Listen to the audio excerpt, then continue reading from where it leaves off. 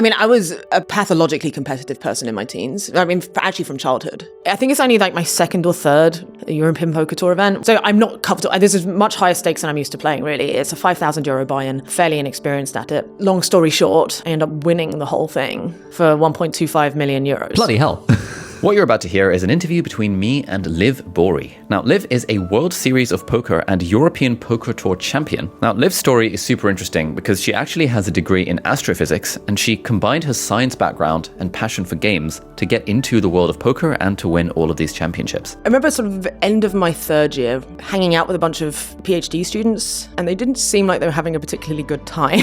So I decided to take a gap year at the end of my graduation, which was coincided right around when I went on this game show that introduced me to poker. I went to a local card club in London. I had I think literally a tenner on me, or maybe 15 quid, and I ended up winning the whole thing. In the conversation, we talk about a whole bunch of things, and by the end of the episode, you'll learn firstly about Liv's inspirational story around how she took risks and followed her hunch and ended up building a life that she could have never imagined. We talk a little bit about effective altruism and how we can become better philanthropists and have more of an impact by using logic and reason to figure out the most high expected value thing that we can do to help solve the world's most pressing problems. And we talk about the dangers of social media as it relates to artificial intelligence and why AI is the most high stakes creation by humans to date and what the implications are for our future.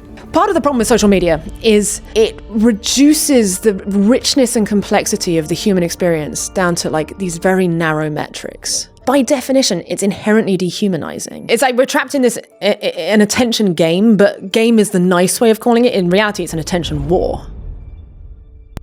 At the moment, according to the YouTube analytics, 81% of you who are watching this on YouTube have not yet hit the subscribe button. And so if you're, for example, in the now 81% of people who are watching this on YouTube, but who are not subscribed to the channel, I would love it if you could do so. And it would be awesome to get that number down to 50%. And it would be cool to get like 50-50 sub, non-sub ratio, just for fun.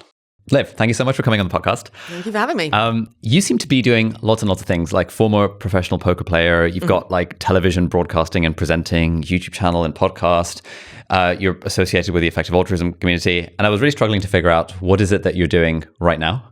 Like, how would you describe what you do if someone asks you at like a party, for example? Yeah, good question. Well, my main focus right now is getting a podcast off the ground.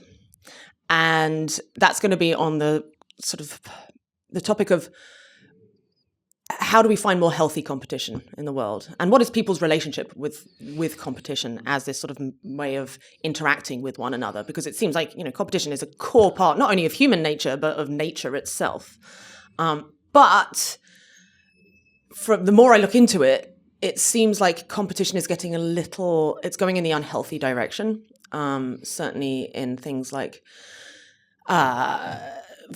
fast developing technologies where there's so much pressure, so many short-term incentives on companies, like the AI, for example. All these companies are under so much pressure to be the first one to develop the next thing that it's hard for them to also focus on safety as much as perhaps they should be. Same goes with like the competitive forces that are driving deforestation. People are just trying to survive, get by, and they see that their neighbors are cutting down a bit of rainforest. Well, I'm going to do it too, right? Yep.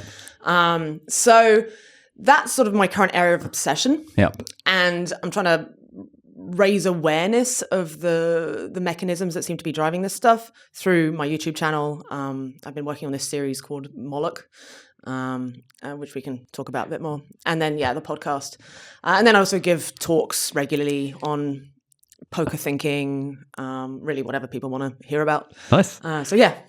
So I don't know how you put that. Yeah, it's hard to turn that into like a noun or something. I feel like when I was a doctor, it was very easy to be like, that's the thing. But now it's like some combination of YouTube videos, podcasts, writing, like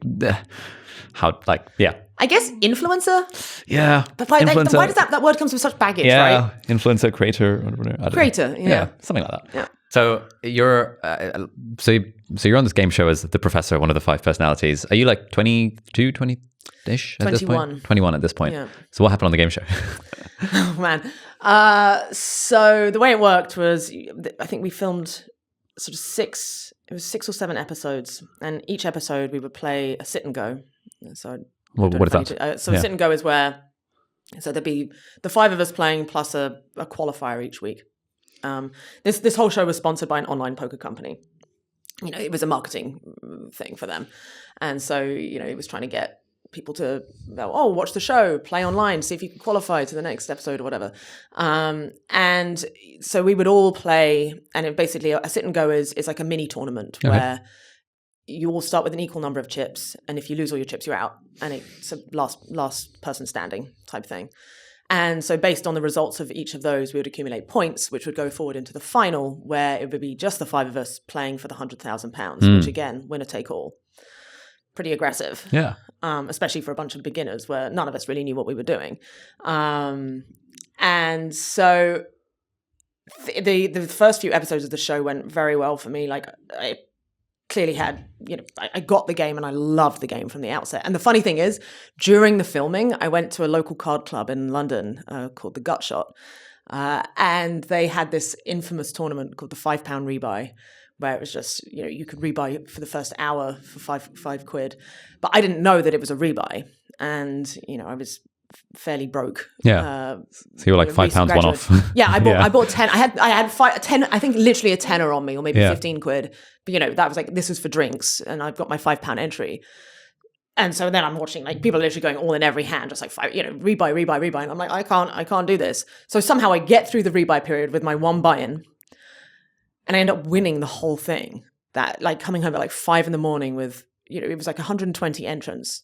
And like, I am a straight up beginner. Yeah. I win this thing. And I remember going home to my boyfriend at the time with this handful of cash, more cash I've ever seen, like 800 quid, and just like throwing it on him. We're like, I've got my new career. So that was a very interesting sort of start to it all. Yeah.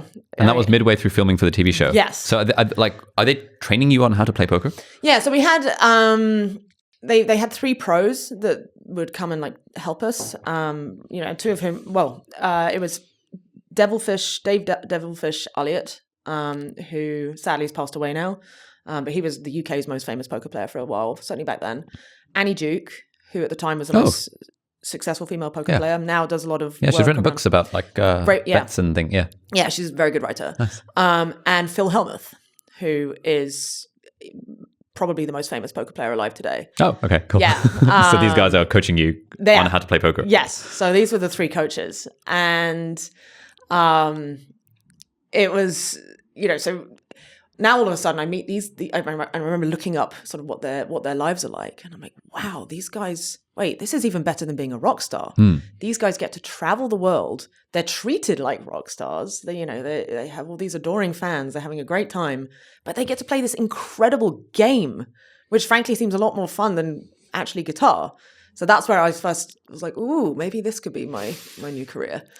It certainly, it was definitely the most exciting thing I'd seen thus far. Because I guess for most people, if you're just kind of playing poker casually, you wouldn't then jump to thinking this could be a career. But I guess because you're interacting with these 3 people who've literally made professional poker playing their career. Right. And then you win this competition, you're like, hang on, maybe there's something in this, like free, easy money or whatever. What's going through your mind?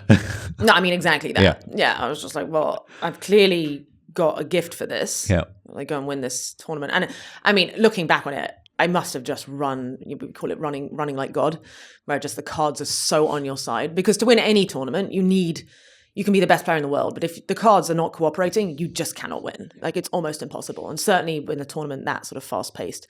So the cards must have just been completely... Yeah. I don't really remember. I remember I flopped 4 of a kind and so on, which is, very unlikely given, I'm probably playing like 400 hands across the whole tournament. Sorry, what does it mean to flop a 4 of a kind?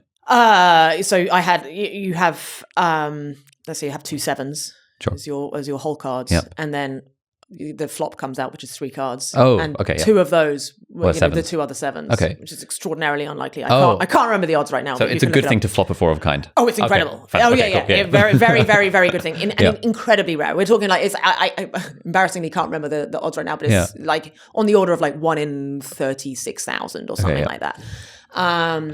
So had that in this, sure, so that's what I'm saying. Like, the cards were absolutely on my side. It was definitely more a luck than a skill thing, clearly knowing what I know now.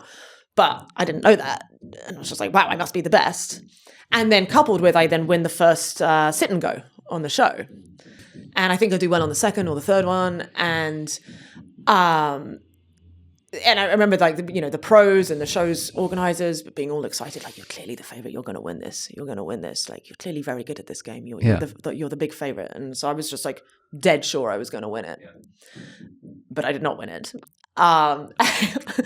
because on the final sit and go, when we were playing for the 100K, again I can't remember the exact hand, but it was against this other player, Lee, who was probably the second best player, actually. He made a big bet on the river, and I had rivered a straight. Sorry, what does river mean? The final card, the fifth card. So the 3 come out on the flop, then the turn is the 4th, and then the river is the 5th. And then you have your 2 cards, and you've got to make out of those 7. Why is it called flop, turn, river? I don't know. Okay, cool. It's one of those things. Yeah. So he's betting on the final card. Yes, so we get to the final card, which is after this is where you turn your hand over. And he bets big. And I rivered a straight. So 5 cards in a row, essentially. And I'm so excited. I'm like, I raise. So that means I'm now committed to at least double his bet. Yep. Which would leave me behind with basically nothing. Yep. But as I say, I raise, and then look back at the board, and I realize there's 4 diamonds out there. Oh, okay. And I know that both my cards were black. Yep. So all it means is if he just has 1 diamond... Yeah, he's got a flush. And he's beating me. And, people, even pros make mistakes like this sometimes. They misread the board and so on. But, this is what you train your poker face for. You just stay, if you notice something like that, you just stay cool. Yeah. I did not do that. I looked at the board and went... And I remember him looking at me, and I'm like... And we're looking, and he's looking at the board, and he's looking back at me. And a single tear starts, and I know this because I saw, the footage, starts rolling down my face. Wow. And he's just like, I'm all in. So he re-raises to put me all in, and I just have a complete meltdown, start crying. I think I run away from the table. The cameras follow, like classic, like reality. I'm like, get the camera out my face. Awful. And then I bust shortly after. So that's how that went. So It was a nice slap back down to earth. How does that feel to kind of have the 100,000 pounds snatched away? It was awful because I was so sure I was winning it, and it was life-changing amount of money, absolute life-changing, and it was it was brutal because I think it was probably, it sounds weird thing to say, but I'd had a pretty charmed life. I've had a very charmed life. I'm not, but this was the first real you're not always going to get your way. Way I was so sure, oh yes, this is the next great, good thing that's going to happen to me, and no. Yeah. How long did it take you to forgive yourself for that? I mean, it definitely lingered for a few years. Years? Oh yeah. Well, just the what ifs. Yeah. Just oh man, my career would have been. I mean, it would have been provided me with a bankroll. Yep. From the outset, but then again, had I won that, I would have carried on, because I was essentially delusional, right, about my skill level. Everything that up until that point had deluded me. Winning the first few sit and goes, having the producers tell me I'm the best. Clever by them, because they want drama for their show, and I was probably the most likely to be, this precocious, overconfident 21-year-old girl, most likely to cause drama, be the drama, which was the case. But yeah, if I had won that, then who knows? I probably wouldn't have studied the game very hard. Yeah. I have no idea. I mean, I certainly wouldn't change anything. Yeah.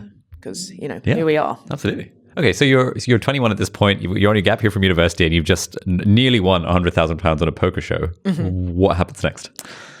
So I tell my parents that I want to make it. I'm putting physics on hold. I'm not going to apply for my master's just yet. I want to see if I can make a go at this poker thing. I start playing regularly at that Gutshot card club to fairly decent success actually, and start actually learning the game and becoming a bit better. But my dad was just like, this is still not acceptable. You need to get a job. You can't just try and live off this. You need to go into, grow up essentially. Yeah. So I just apply, I can't remember, through some recruitment website for just jobs in London that want physicists. And one of the first ones that came up that I, had an opportunity to interview for was for a company called advertising.com, which was a subsidiary of AOL. And it was like early days Google search ads. Yep. And I was my role was like data analyst to figure out the optimal time to present the ads using they had some kind of algorithm that I can't even remember it, frankly. But so I got that job, and it was, in Clerkenwell, and I hated it so much. I was never a morning person, and it just felt like I was just going through the motions every day. Like, you have to be there at 9 a.m. But then if you walked in 9:01, people would be looking and tutting at you. And don't get me, like, the people there were actually really nice, but I just was getting by doing the bare minimum, just feeling like I didn't believe in what I was doing. But again, glad for the experience, because it at least showed me what worked for my personality and what didn't. So did that for about a year, and then right around, I was looking for an opportunity to quit, but poker wasn't going enough. It wasn't enough to replace my salary. But then one December, I'm playing an online satellite tournament. So satellites are where, usually instead of winning money directly as a prize, you win an entry to a bigger tournament. Yep. And it was a $300 online buy-in. I played it, and it was, again, a winner take all, and I won it for this $19,000 package to go to Las Vegas. Oh, nice. To go and play in the World Poker Tour, this $15,000 buy-in. So it was like 15 plus 4K expenses. Nice. And I won it again at like 6 a.m, and I had to go into work the next day. And also, by that point, I had used up all of my holiday on like traveling to go and like, I started doing poker reporting as well at the same time, because I was like, just like, how do I get into this industry as well? Maybe I can, do media and that sort of thing, report on it, meet people. So I'd use up all my holidays sort of moonlighting as this poker reporter. And I went to my boss and I was like, look, I know I don't have any left, but I need to go to Vegas next week. I just won this. I obviously will take unpaid. And he's like, you can't. No, we need you. And I was like, but this is worth, almost as much as my entire annual salary. Yeah. And this is my dream. And he's like, well, we need you. And I was like, well, I'm sorry, I'm going. So I quit. Actually, I wasn't as douchey as that. He didn't actually say they needed me, but it was just like, for some reason, they couldn't give me the unpaid. I mean, I totally understand. He was so understanding. And he's like, well, I totally understand. Off you go.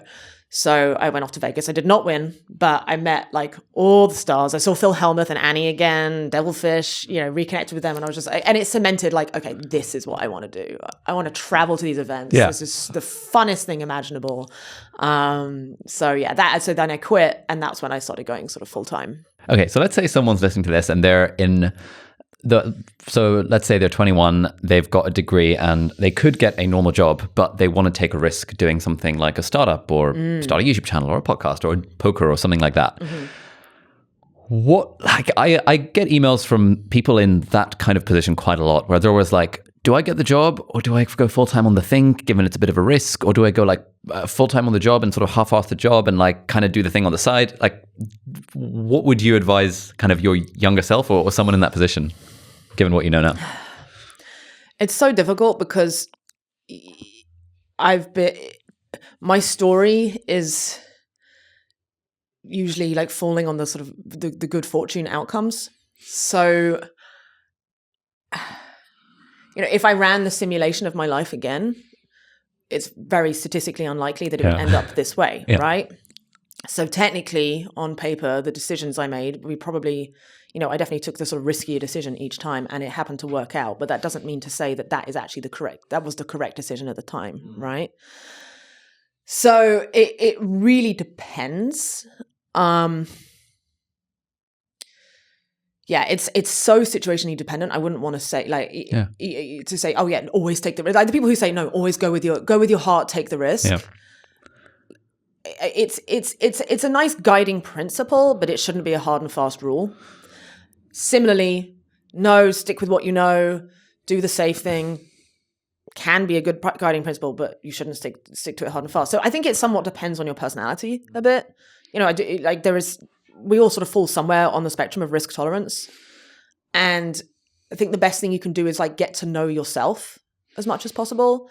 Some people, like a thing a lot of poker players have in common is they would much rather gamble and lose than to have never had the opportunity to gamble in the first place. Like the best outcome is to gamble and win. Yep. The second best outcome is to gamble and lose. Yep. And the worst outcome is to never have any action in the first place. Like that's a sort of common theme amongst this breed of people. So if you fall into that category, then you're the sort of, you're more likely to, you take the risk. A lot of the time you lose, but you can sort of stomach it, right? It just works for you. But that's fairly rare. Most people have like a large loss aversion. And there's nothing wrong with that. In fact, it's probably a healthier way of existing. So if you're someone who's going to experience more sort of suffering from having, taking a risky decision that then doesn't work out, that should come into your calculus. And again, there's no right or wrong answer. It's just really, it is very subjective. Yeah. And situationally dependent. Yeah. Yeah, I guess it's almost, Jeff Bezos talks about regret minimization. Like, try and project yourself forward into the future and figure out which of these am I more likely to regret? Yes. Kind of regardless of the outcome. For me, I find that generally leans towards, in my 20s, generally taking the risk is reasonable, but then I also have a financial safety net and a family who can support me if needed. And all of this other kind of stuff feeds into that. Right. And then people sometimes look at my stuff and they're like, oh, but you took a risk. And I'm like, yeah, but it wasn't really a risk because it's like, if things don't work out, I'm not going to starve. I'll just get a job as a doctor. Like we all have different degrees of backup. Absolutely. And that's actually one of the biggest forms of like innate privilege is, do you have parents at home that if it all goes tits up will take you in and let you stay there? Yeah. Like I was very lucky that I had that as this safety net where I was like, I feel the confidence to go out and do that. A lot of people don't have that. And so they don't have the luxury of taking these big, these big gambles because if like doesn't work out, they might literally end up on the streets.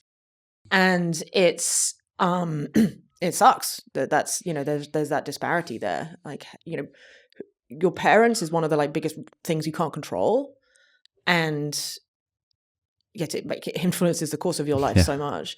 So yeah, it's interesting though. Like now having gotten to know a lot of tech leaders or just really really successful people in very sort of competitive industries, like they are, the biggest sort of thing they have in common is that they are extremely comfortable with very audacious risks. And, so there's a selection effect going on there. But at the same time, these are by definition the outliers. Yep. And so we can't just because that's what happened to them, that doesn't mean you're most statistically likely to happen to you. No, exactly. So it's so difficult. So I think that, the main thing to do is just like get to know yourself. And that's why like actually poker is such a good, it's probably the best game in terms of learning how to make high stakes decisions for your life, because it's so messy.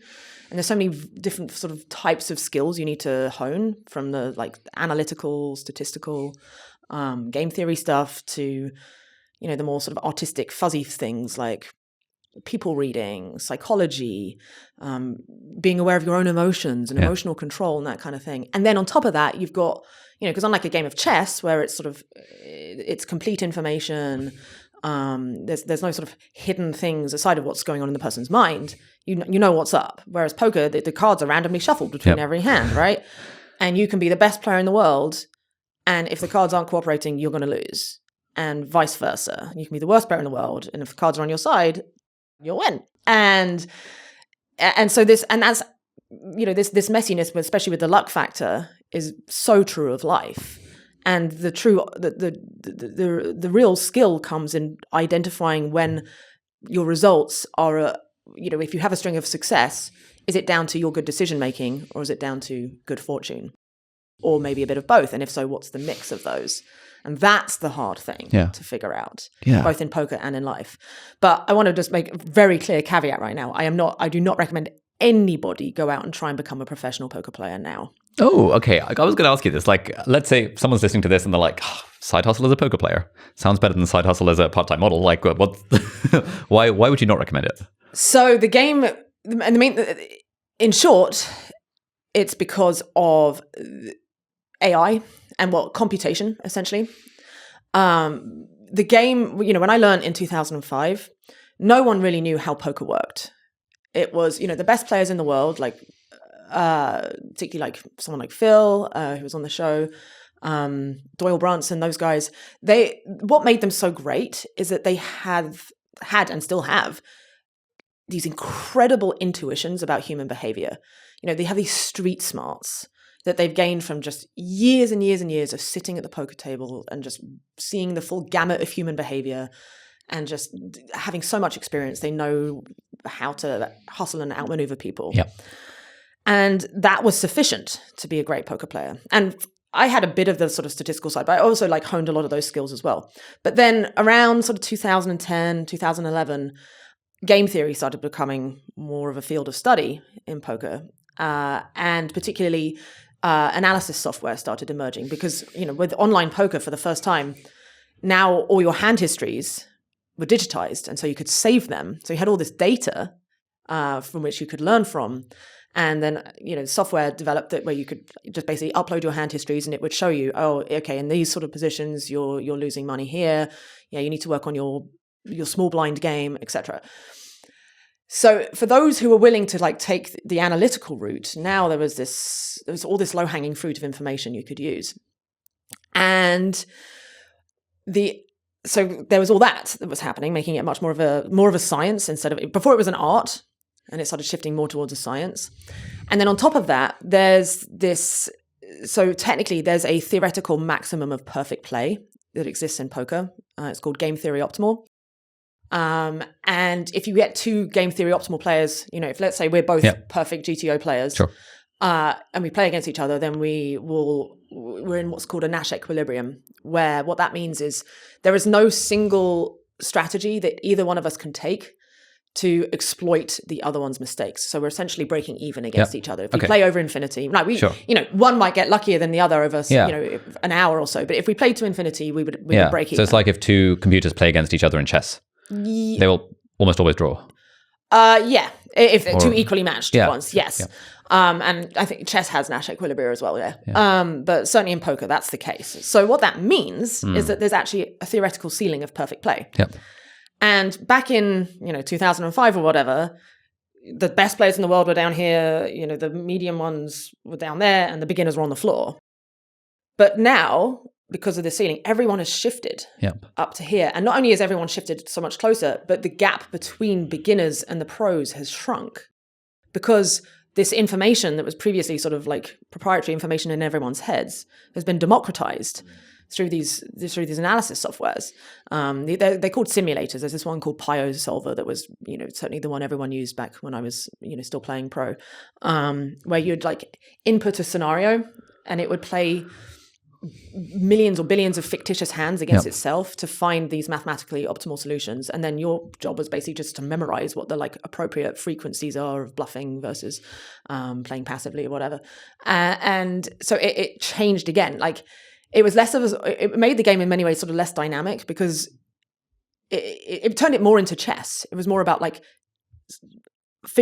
choosing a position and like memorizing the optimal plays as opposed to just sort of like thinking on your feet. Yeah. So that's why I would not recommend anyone try and make a living from it now. Because everyone's so much closer. It's easier to get very good fast. So you should go and learn. I highly recommend people go and learn because you can learn so much about yourself and, all the skills that it will give you that apply to life. But I wouldn't recommend it as a source of income. And especially not now the AI, because in 2017, we had the first superhuman poker AI. And at the time that was, it like ran off a supercomputer. It was very slow and clunky. But Moore's law and all that. Now you can have it on an app that works almost. I don't know if it's completely in real time, but it's close to real time. Okay. And that's for like the very, very best. But you can have a very, very proficient one running. So why does that mean that you shouldn't? Well, it means that online poker, in at least in its classical form, Texas Hold'em, I wouldn't recommend playing high stakes online poker anymore because if the other person's using an AI to help out, the incentives are just so strong. Yeah. And the same reason that people don't play chess for lots of money online. Yeah, because you add enough incentive, there's going to be cheating. Doesn't mean everyone's cheating, but you can't be sure. But that said, maybe, and actually live poker is booming. So, in-person poker is seeing a bit of a resurgence, maybe because, people still want that action. They want to play for money. Yep. So you just want to be able to see the person and see that they're not on a phone. Yeah. All right, we're just going to take a quick break from this episode to introduce our sponsor, which is very excitingly Huel. Now, Huel is great because I've been a customer of Huel for the last 6 years. And also we've got an interview with Julian Hearn, who is the founder of Huel, on this podcast. So you can check that out. It'll be on the YouTube channel and on the Spotify page. And that was a fantastic masterclass in entrepreneurship. But anyway, we're talking about Huel because Huel is a fantastically complete meal. So if you're like me and you have a fairly busy life and you don't necessarily make the time to shop and cook and prep and wash up like a healthy meal at home, which is obviously ideal, then the nice thing about Huel is that it's a great alternative to an unhealthy cereal or an unhealthy takeaway meal, for example. I particularly like the Huel Black Edition because this is high protein and lower carb. So for 400 calories, you get 40 grams of protein. And so this is absolutely fantastic for workout days where I'm trying to get my 160, 180 grams of protein in. And it's also great because the high protein helps me stay full for a lot longer. I take my 2 scoops of the Black Edition powder. I like the banana edition and the salted caramel edition. I'll mix it up in my NutriBullet blender thing with water and maybe a little bit of milk sometimes. And then I'll just sip on that while I'm working at my desk, and that will get me the appropriate level of protein that I need. It'll get me a decent chunk of carbohydrates and fibers and fat, and also 26 different vitamins and minerals, which are generally very good for the body. It's also very reasonably priced. Like if you work it out, it comes out to £1.68 per meal-ish, which is about 400 calories, and that's way cheaper than an alternative would be if you were ordering takeout, for example. So if that sounds up your street and you would like a nutritionally complete and affordable and healthy option for some of your meals, then head over to huel.com/deep dive. And if you use that URL huel.com/deep dive, they will send you a free t-shirt and also a free shaker bottle thing with your first order. I still use my t-shirt. It's great. It's nice elasticy. It fits reasonably well. It makes me look kind of hench. So you can check that out, huel.com/deep dive. So thank you so much, Huel, for sponsoring this episode. This episode is very kindly brought to you by Trading212. Now, people ask me all the time for advice about investing because I've made a bunch of videos about it on the YouTube channel. And my advice for most people is generally invest in broad stock market index funds, which is exactly what you can do completely for free with Trading212. It's a great app that lets you trade stocks and funds and ETFs and foreign exchange if you really want to. And one of the great things about the app is that if you're new to the world of investing, you can actually invest with fake money. You don't have to put real money in. They've got a practice mode where you invest fake money and then it actually tracks what the market is doing in real time. So you can see, had I invested £100 into this thing, what would my return have been X weeks or X months further down the line? Once you've got some comfort with that, then it's super easy to deposit money into your Trading212 account. You can use Apple Pay, like I do initially, or you can use a direct bank transfer. And then once the money is in your Trading212 account, then you can invest it in basically whatever you want. Now, if you're based in the UK, you might be familiar with the concept of an ISA, which is an individual savings account, which is basically a tax-free wrapper that you can put money in. You can put £20,000 in every year, up to £20,000, and it resets every April. And then all that money can grow and it's completely tax-free for the rest of your life. And if you want to sign up for an ISA, you can sign up for one completely for free, also on Trading212. So if you haven't yet filled up your ISA allowance, or at least put some money into your ISA for this year, that might be a good step forward. The app also lets you auto-invest, which is a great thing because then you can automatically invest a percentage of your paycheck into the thing every month. And so if you haven't yet started with investing and you want to give it a go, then you can download the app on the App Store. And if you use the coupon code ALI, A-L-I, at the checkout, that will give you a totally free share worth up to £100. It's available on iPhone and Android, and you can check it out by typing in Trading212 into your respective app store. So thank you so much, Trading212, for sponsoring this episode. It strikes me that poker would be a good game to develop the skill of resilience. Because if you know you're playing well and then something, the cards just don't go your way. Yes. It would be easy in that context, like in real life, to beat yourself up and kind of go into a spiral about this. But I guess as a professional poker player, you have to just get over it. Yes, exactly. Yeah. And it took me, and I struggled with that, frankly, to the end of my career. If I went on a period of not winning much, a downswing as we call it, it would, because I guess I just always had such high expectations of myself. Yep. And especially as my career sort of started off so spectacularly, it just, I never, some people are better than others at not getting bogged down by the downswings, but it always got me. And that was my weakness, frankly. But either way, it still definitely taught me a lot of resilience. I'm more resilient now than I would have been without it, for sure. What were some strategies that you used to sort of somewhat cope with the downswings? And probably the most useful one is just sort of doing the perspective game, just go, okay, well, so the last 3 months have been terrible. I've lost this much. I've not, I'm slipping down because this thing came out, which was like a sort of point system of recent tournament results called the Global Poker Index. So it was a way to try and like rank players, even though it was a terrible actual metric of, all it shows is like who's been playing a lot recently and cashing. But if you didn't play much, then you'd drop down the rankings. But nonetheless, my silly brain that loves to optimize for rankings, as I mentioned, since a kid looking, am I number one in the exams, was obsessed with this. And I have a period of 3 or 4 months with no results. I'd start feeling it. And so the thing that would be helpful would just sort of zoom out. Okay, so the last 3 months were shit, but let's look at the last year. Okay, it wasn't that good. Okay, but 3 years ago, I won that big one there. And that was like still above expectation. And then prior to that. And generally speaking, just there will be a radius of sort of time that you could go back to where things are actually clearly on the positive. So just choose that, because it's up to you which perspective you choose. Yeah. That's what you can control. You can't necessarily control what life does, but you can control the time frame with which you want to compare it, of how it's going. Where the trend line, is it doing this overall over a 10-year period, or is it doing this? Okay, but let's look at 20 years or whatever. So that's frankly the most useful one. And it's also, the longer the time period, the more meaningful the data, right? Especially in poker, the bigger the sample size, then the more relevant it is. Yeah. So that's the main one. And then the other thing as well, especially when you're dealing with any kind of sort of decision-making process that has luck involved, is to, before you even sort of start playing, okay, I'll just bring back to poker as the analogy, in between playing, whether it's cash games or tournaments, in between the actual action, you need to be studying on developing a good sort of thinking process when you play. So, you need to go and do your homework. And what I found helpful was coming up with sort of literally like a step-by-step process that I would follow during a hand, where, which I know in a vacuum is the optimal way of thinking through a problem. And I'd work with a lot with like my partner, Igor, who's a much better player than me, and other pros. What is their step-by-step process? Okay, I'm going to try and emulate this and work out what works for me. And then at the end of a tournament, I don't look back and see, how much I won or not. I look back and to see how closely I adhered to that process that I know is the optimal process for me.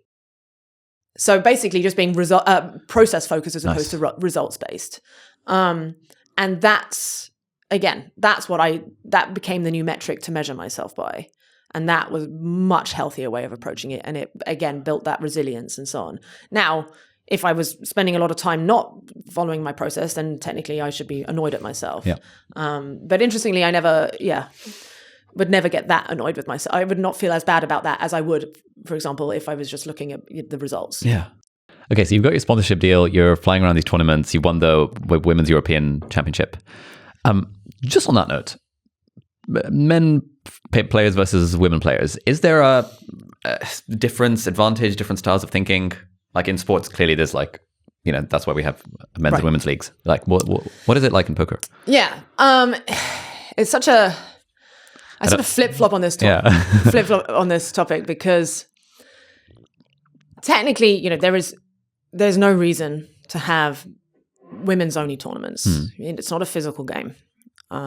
It's not, there's no body weight or height or strength advantage. But for some reason, the ratios, certainly on like the high stakes circuit of males to females, are incredibly imbalanced. We're talking like 97-3. Wow. Okay. It's about as extreme as it gets. And the reason why female, women only tournaments continue to be popular seems to be that, there's women who will come out and play those that wouldn't play necessarily in an open tournament. Now, in an ideal world, I can see arguments for both sides, basically. In an ideal world, we don't need those because it's like saying, it's like, oh, we need our own special event because we can't compete with the boys. And I hate that that's a sort of narrative that can be concluded from that. Yeah. But at the same time, there's obviously some reason going on why the ratios are so imbalanced. And, this is now, the reasons behind this is a big point of contention.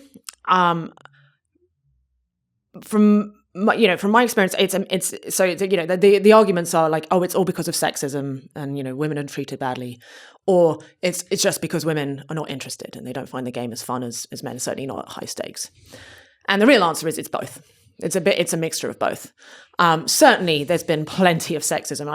I've experienced plenty of sexism throughout my career, but it's also very true that poker as a game typically correlates more with what you would classically call like more like masculine type personality traits. So things instead of people, especially as the games become more and more analytical. You have to be willing to just like go down the rabbit hole and like just narrow focus on this one thing, which tends to correlate more with masculine traits. But perhaps the more notable thing, it's so much a game that requires a huge tolerance for risk, which, just go look at a children's playground. The girls will be typically, playing nicer games with each other. The boys will be up a tree, fighting, blah, blah, blah, jumping off high things. Yeah. Now, some girls do that too. I would happen to be one of those girls that love that kind of stuff. But again, this is all averages, but on average, that tends to be more of a, higher risk tolerance correlates more with males than females. And then the other thing as well is it's an incredibly cutthroat competitive game. Like you have to be a little bit psychopathic sometimes to be a really good poker player. Well, because, if you're looking for the weakness in your opponent, right? Your opponent wants, it's their money that they want, and you are trying to take it from them. And again, that typically correlates that like, I'm going to beat you. I'm going to look for your weakness and take you. Get into your head and mess with you. Don't get me wrong, plenty of women can be very good at that and can do that, but it tends to correlate more with males. So that's why the question is how much of it is due to the innate traits, the nature versus the nurture of like the game has not always been the most welcoming place for women. Probably back in the day, it was almost entirely the nurture reasons. Like the classic imagery of it was like a boys' club thing. Sometimes women literally weren't allowed in, poker rooms. So clearly, like that was a whole nurture thing going on. Yeah. These days, I have been a beneficiary myself of all the sort of affirmative action trying to get more women in. Had I been a guy, there's no way I would have had all the sponsorship deals I've had. So it's been a real double-edged sword in that, like, I've clearly benefited massively from it. And there has been so many great initiatives to get more women into the game. But we're still, and the ratios have improved, much better than they used to be. But anyone who thinks it's going to get to 50-50 is absolutely delusional. Because it's just, certainly, maybe not like home games. You could probably get close to 50-50 in home games. But when we're talking about high-stakes poker where there's a lot of money on the line and it's really... And it's so competitive these days and cutthroat. It's just not going to happen. So that's a very long-winded answer to say it's complicated. Yeah, no, that makes a lot of sense. People who are professional poker players these days, how much are people making from this? Like, what does it take to make a full-time living from professional poker? Well, I guess it depends where you live, right? And interestingly, I bet. I should caveat this now. I've been out of poker for a number of years, so I actually don't know. But from what I've recently heard, the biggest pool of players who are still trying to play online or really, really grinding that are sort of new tend to come from more Eastern Europe or poorer countries, which makes sense, right? Because, it's harder to get by on, you can get by on a small amount of money there. So it makes sense for more people to go into, into something like poker. But yeah, there's no clear answer. It's up to your personal circumstances, right? And I guess if you're let's say top 10 poker players in the world, are these guys making hundreds of thousands or millions or tens of millions? What kind of ballpark are we talking in terms of, I guess, profitability? Right. So peak poker times, let's say 2011, 12, that's when all the nosebleeds, we called them nosebleeds games, the super high stakes online games were happening. They were making tens of millions. Wow. Well, certainly around 10 million. And then, but this is all the sort of well-known ones. Yeah. probably the biggest winners in poker are the people who've been playing just like these underground big cash games with what we call whales. Oh, so yeah. the lingo is you've got fish who are like the bad players, the amateurs. You've got sharks who are the pros. Yep. And then you've got whales who are the very wealthy fish. Yep. If that makes sense. Yeah. And, a lot of poker players, perhaps even some of the best poker players we've probably never even heard of because they are the ones who, they never play anything public. They're just seeking out these very juicy, big cash games against very wealthy people. Yeah. Who knows how much they're winning there. Yeah. And they might not even be pros. Maybe the biggest winner of all time is probably some wealthy businessman. Wouldn't surprise me. Playing $20-30 million buy-in games. Yep. Yeah, but certainly in terms of like tournament poker players, then it's like, so the biggest tournament in the world is the World Series of Poker main event. Happens in Vegas every year. First prize one year in that in 2006 was like $12 million, but it's typically around 7-8 million. So yeah, the most extreme end of the bell curve will be somewhere in like the 10 to 15 million, something like that. Cool. So you've got your sponsorship deal right now. You're going around these tournaments. What's happening next? Going around that's where I got to like travel so much. Got to go to Australia, all over Europe, Costa Rica, just having the best time. And then I'm in the south of France in 2010, and remember that Icelandic volcano? Yeah. Whose name I can never exploded. Yeah. And I was actually down there for another reason, but I couldn't get home. And I was there with another poker player, a lady called Liz Lou, and she's like, well, we can't leave, but there's this big tournament, a European poker tour happening in Italy, northern Italy. Should we try and let's see if we can make it to that? So it was a French rail strike or whatever. We eventually get there on the train. And remember we get there just in time for me to enter this satellite tournament to the main event. So it's a €500 buy-in. 1 in 10 people win their €5,000 seat. That's how much the buy-in is for the main event. And I win it at like 4 a.m. And then I play the next day at noon. And I think it's only like my second or third EPT, a European Poker Tour event, where it's like this. So I'm not comfortable. This is much higher stakes than I'm used to playing, really. It's a €5,000 buy-in, fairly inexperienced at it. And long story short, after 6 days of playing, I end up winning the whole thing for €1.25 million. Bloody hell. Yeah. Damn. Okay. What was that like? Mad. Absolutely insane. Yeah, because especially as I didn't even plan to play, so I win my seat. So technically the €500 into the 5,000. And then, day one was like, whatever, I made it through. But then day two, I think I got quite a decent chip stack. But then day three, which is where there's like, it had 1,280 entrants. And I think, the money bubble, as we call it, where you start getting payout from that point onwards, was about 230 people. And I was around chip leader from that point onwards. So I made it into the money day 3, day 4. And I remember that the night before the final table, so there was 9 of us left. And that meant that going into the next day, I was guaranteed for 9th, I think around €80,000, which was probably double roughly what I had in my bank account at the time. Wow. So already just like, again, we're talking life-changing money here. That night, they're talking about like playing poker in your head. I don't even know if I slept, frankly, because it was just all I could see was poker hands and these scenarios.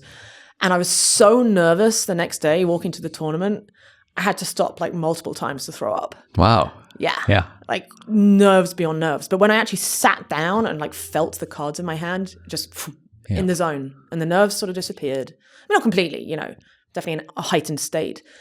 But you just sort of entered this flow state, I guess. At least that was my experience. And it all went right. And I won. What was your, do you have like a sort of pre-game ritual or things to get you into the zone?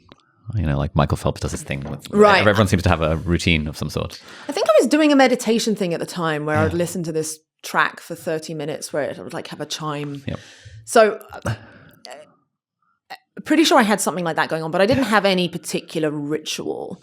I certainly did later on in my career. I would have like certain music I would listen to, metal song by a band called Children of Bodom. It would just like pump me up, give me energy. I'd have a mantra.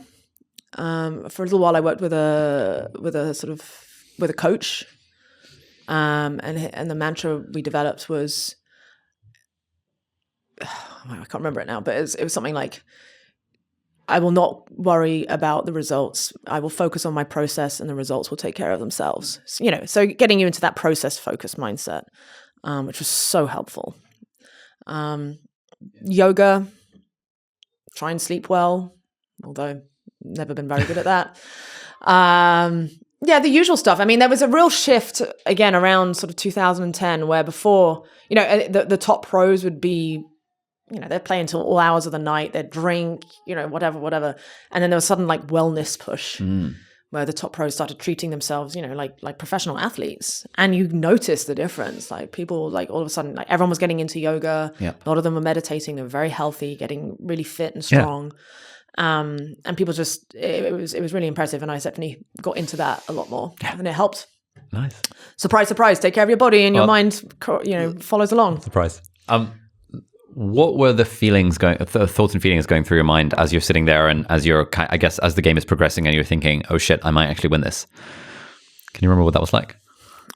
Well, so I've told this story a couple of times. So the funny thing is that on the very day one of that tournament, right before the first cards were dealt, I had a voice in my head that came seemingly out of nowhere that said, I can't remember whether it said you or I, which seems kind of critical, but to the effect of, you are going to win this tournament. And I got this like wave of goosebumps. So imagine that sort of being in the back of your mind throughout the tournament, sort of giving me, it was such a strange experience that I didn't know whether to take it seriously. I was just like, okay, cool. But it definitely gave me this like sense of calm, like, I don't need to worry too much. Like this is mine. This is my one to win. And when things got stressful, which they invariably do, like you lose half your, it's not like a smooth sailed, as you slowly accumulate everyone's chips until you're the last man standing, it'll be like, double up, lose it all, lose 80%, back up. But as long as the trend is this. And having that in the back of my mind definitely like took the edge off the nerves when I would like lose a big pot. It just gave this additional sort of layer of confidence, and then I ended up winning it. So I don't even know what that was. The logical explanation is that it's something I would experience before every tournament, and I only happen to remember that because I won that one. But I really don't think that's the case, because I've won other things and I never had the same experience. So arguably the biggest mystery of my life. Yeah, I was going to ask you more about this. So, was it you who told that story of having a friend who the energy healer sucked something out of their ear? Because I can't. Was it Tim Ferriss or was it like Lex? I think I told it on both actually. Yeah, I remember hearing that a few months ago, and just I still think about that every few days. I'm just like, there's something around energy and the spirituality stuff. There's like something there, and I've kind of vaguely dabbled with meditation and like read Waking Up and stuff. But it seems like such this world of interesting stuff that I'm just like, once I finish my book, I just want to explore this area and just go all in. Like, what sort of explorations have you done in the field of the occult? Yeah. I mean, do you want me to tell the story? Please, yeah. This ear thing that happened was, I'd been having, it was 2018, and one morning I woke up and I was having sort of sound distortion. I felt like something, like my ear was muffled. I couldn't hear properly, like low frequencies. It was like having cotton wool in there. But then on top of that, certain sounds would be really distorted in a very unpleasant way, particularly men's voices. And it was really upsetting because I'm a pretty social person. And whenever it was happening, I couldn't go to parties or anything because it was so unbearable. It was like simultaneously being deaf, but also having a megaphone of like in a really unpleasant way. And it would come in clusters. Like I would have it for a few days and it would disappear and then it would come back again. And I went and saw doctors and in the end, it seemed like the diagnosis was Meniere's, which, for those who don't know, it's like a pretty awful degenerative hearing loss thing where you'll also get like distortion and often like vertigo attacks. So, we're doing tons of research, like, is there anything you can do about this? No, it's incurable. You can maybe try and manage it. But cut to like 3 months later, I'm at Burning Man, and I'd actually had like another attack of it, and including some vertigo. So I was like so down in the dumps. And then we're in the last night of the Burning Man, and I get talking to this girl. Now, I was not sober. Take that for what it will. But I was talking to this girl, and I mentioned about my ear, and she's like, well, I've done some energy healing. Do you want me to have a go? And I was like, sure. Now, I was as skeptical as you get about this stuff, even though I had that weird poker tournament experience. Aside of that, I called myself a rationalist, physics background.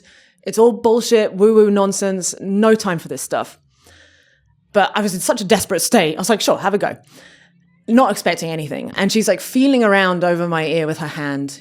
It's kind of in the dark, so memory's a little slightly hazy. But I remember her hand being there, and she's like, oh, there's something there. I'm going to have to do this. This is going to be unpleasant. And she leans in and starts like over my ear with her mouth. And I'm like, please stop, because it's like loud. Like, I don't like this. She's like, I've got to get it. She does this for a few minutes and then sort of drops to the floor, freezing cold, very scared, like seemingly scared and in like discomfort. And she's like, oh, this is horrible. Okay. And then after we sort of try and warm her up and make her feel better after about 20 minutes. And she's like, well, I've definitely pulled something out of you. It's gone. You don't need to worry about it. And I was like, and at this point, I'm now like really freaked out because I've never seen anything like this. And she, I remember asking her, I was like, well, at least, is my ear better? She's like, yeah, your physical symptoms will last for a couple of weeks probably, and then you'll be fine. And that's exactly what happened. My hearing I had a hearing test, 6 months ago, no noticeable loss. So, what the fuck? And it was, again, talk about like paradigm shifting moment. Like it just blew my entire understanding of what might be reality open, because I was like, wait, maybe energies are real. And not only that, maybe you can have negative ones or positive, they could be positive or negative, and you could fix things in another way aside of medicine. And it was so, it was disorienting for a while, frankly. Like I went through a period of just being very scared of like, okay, well, being like concerned about like what energies am I letting into myself and so on. And then sort of found a middle ground of, I guess, poker teaches you to think about things probabilistically, right? You can never be certain about anything. Like I think you're bluffing. My prediction is you're bluffing me here with like 30% confidence, something like that. 40% of the time you have a better hand or whatever. That's how I now approach this stuff. I think with some percentage, and it depends on the day, that there's a classical explanation for what happened was that, maybe I was in such a heightened state, placebo, maybe I'd had like a viral infection, which actually that's what was the cause and it faded away.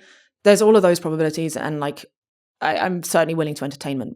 But, if my prior before that, the energy healing was a thing, was around, 1 in a million, yeah. Let's say it's now shifted to, honestly, like 40%, which is a huge, like orders of magnitude change. Also because now, since I've been like more open to it, I've noticed, I've paid attention to like other friends who've dealt with similar things, and it clearly brings a benefit. Now, what's causing that benefit, I don't know, but there is extreme value in it, and I think it's something that is worth study so much. And now, again, I want this to come, like, it needs to come with a huge caveat that, like, don't expect there to be a magical sort of, because unfortunately, after telling this story, I've had people message me, like, I've got Menier's, who was the person who did this for you, and I can't, like, I can't give that, I can't help. And I don't know that I had Menier's. All I know is that was what the experience was. I was diagnosed with something like it, and it went away after this. But again, causally, we don't know. Yeah. But there's clearly potential here that, like, we really don't understand how consciousness works. We don't understand the power of the human mind anywhere near as much as we should. And it is so worthy of study that we need to just... it feels like there's a sort of, unfortunately, a lot of the people who are best equipped to actually sort of apply the scientific method to this stuff are not open to even considering it in the first place. And that's where we need to address, that's the sort of imbalance we need to address. This episode is very kindly brought to you by WeWork. Now, this is particularly exciting for me because I have been a full paying customer of WeWork for the last 2 years now. I discovered it during, when the pandemic was on the verge of being lifted, and I'd spent like the whole year just sort of sitting in my room making YouTube videos. But then I discovered WeWork, and I was a member, me and Angus, my team members, we were members of the WeWork in Cambridge, and they have like hundreds of other locations worldwide as well. And it was incredible because we had this fantastic, beautifully designed office space to go to work. And we found ourselves like every day just at 9 o'clock in the morning, just going to WeWork because it was a way nicer experience working from the co-working space than it was just sitting at home working. These days, what me and everyone on my team has is the All Access Pass, which means you're not tied to a specific WeWork location, but it means you can use any of their several hundred co-working spaces around London, around the UK, and also around the world. And one of the things I really love about the co-working setup is that it's fantastic as a bit of a change of scenery. So these days I work from home, I've got the studio at home, but if I need to get some focused writing work done, and I'm feeling a bit drained just sitting at my desk all day, I'll just pop over to the local WeWork, which is about a 10-minute walk from where I am. I'll take my laptop with me, I'll get some free coffee from there, I'll get a few snacks, and it's just such a great vibe, and you get to meet cool people. I've made a few friends through meeting them at WeWork, and it's just really nice being in an environment, almost like a library, but kind of nicer because there's like a little bit of soft music in the background, and there's other kind of startup bros and creators and stuff in there as well. And it's just my absolute favorite co-working space of all time. It's super easy to book a desk or book a conference room using the app, and it's a great place to meet up with team members if you're going to collaborate and you'll live in different places. They've got unlimited tea and coffee and herbal teas and drinks on tap, and they've got soundproof booths in which to take Zoom calls and meetings. Anyway, if you're looking for a co-working space for you or your team, then I'd 100% recommend WeWork. Like I said, I've been a paying customer for theirs for the last 2 years, which is why it's particularly exciting that they're now sponsoring this episode. And if you want to get 50% off your first booking, then do head over to we.co/Ali, and you can use the coupon code Ali at checkout, ALI, to get 50% off your first booking. So thank you so much, WeWork, for sponsoring this episode. So you become an overnight millionaire. Sorry, were you going to say something? Well, I was going to say another thing I found that actually helps me, and I've noticed help other friends. If you're having anxiety, it sounds dumb, but like dropping to the ground barefoot, ideally outside, grass, barefoot, hands and feet, and just like sort of rock backwards and forwards and push into the ground. And just imagine your anxiety is just being dissipated into the earth, kind of like a lightning rod, essentially. You're grounding. Yep. Does the trick. Yeah. So you become an overnight millionaire thanks to winning this tournament. What was that like? The next week after that win was, again, one of the most insane weeks imaginable because I don't know whether it was because the papers picked up on it themselves or because of the tournament organizer pushed it, made a press release, but somehow it got into the national papers, especially in the UK. Because I was this like strange-looking 25-year-old girl come out of nowhere, wins £1 million in a poker tournament, and that's cool. Yeah, yeah, it was a good story. Yeah. And so there was like a period of like 4 or 5 days where I was on the front page of almost every major newspaper. Like the Daily Mail turned up, they found out my parents' address and turned up at the house. Came in, took pictures of my like childhood pictures, graduation pictures, and I mean, it was fun. It was really cool, but it was just like my phone was ringing nonstop for interviews. So that was very intense and very, it was definitely enjoyable. And then after that. So this was when I was like, ooh, maybe PokerStars, because it was their tournament as well. And remember I said that had always been my goal to become a team pro for them. And a few months later, they offered me a spot on their roster. So then I joined them. And then for the next few years, played as one of their team pros. And it was some of the best years of my life. Just like, it's like this big traveling family of, some of my closest friends who continue to be good friends to this day, where we would just, okay, see you in Australia, see you in Vegas, see you in Monaco. And, you just followed the tour, playing in the events, doing media, that kind of stuff. Yeah. Did that initial windfall change your relationship with money in any way? No, not that much, weirdly. Like I'd always been, we have a term in poker where you call someone who's like kind of tight and cautious with money a nit. Okay. And I'd been on the nittier side of things throughout. It was a weird sort of false scarcity mindset, frankly. I was definitely a bit tighter with money than I should have been. And it took me a while to sort of, I definitely didn't suddenly go, all right, let's go crazy, in terms of like buying lavish things. I've never been into like particularly brands or, expensive clothing or anything like that. I didn't even buy a new car, in fact, for like a while. What I did spend money on was I bought a house. I bought an apartment in London, which was, that was nice. And my parents were very pleased. Yeah. Like, good. Like, something sensible. Something sensible, Yeah. please. Okay.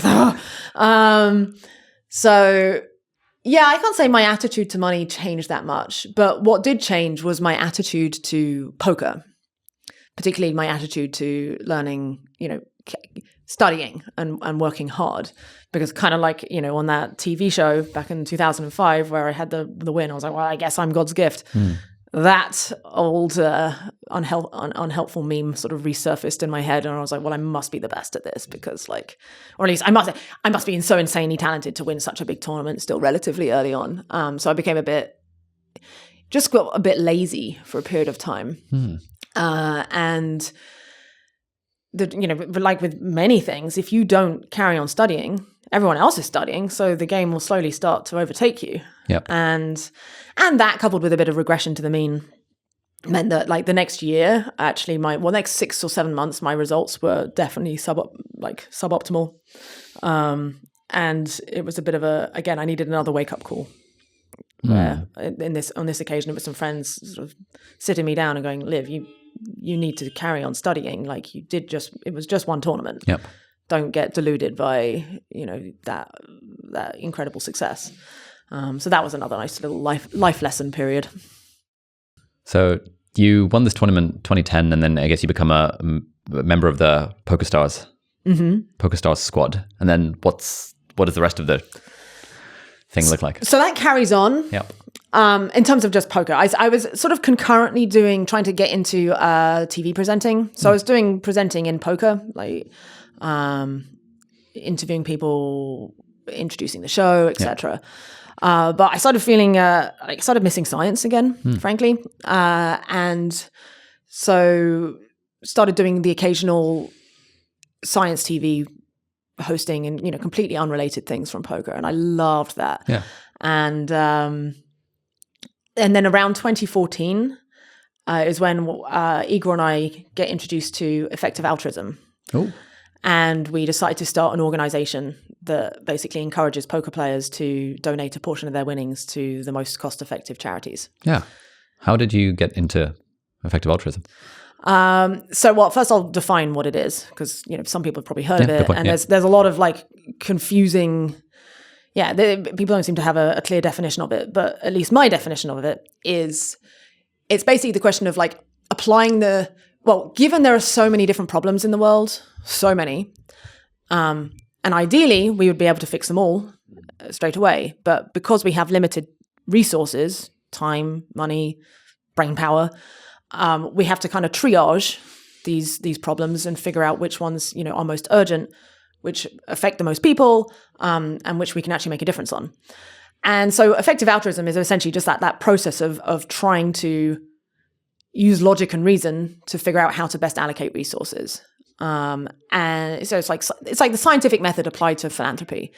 And it deeply resonated with, me and Igor and Phil and Stefan, who was the other two co-founders of the org.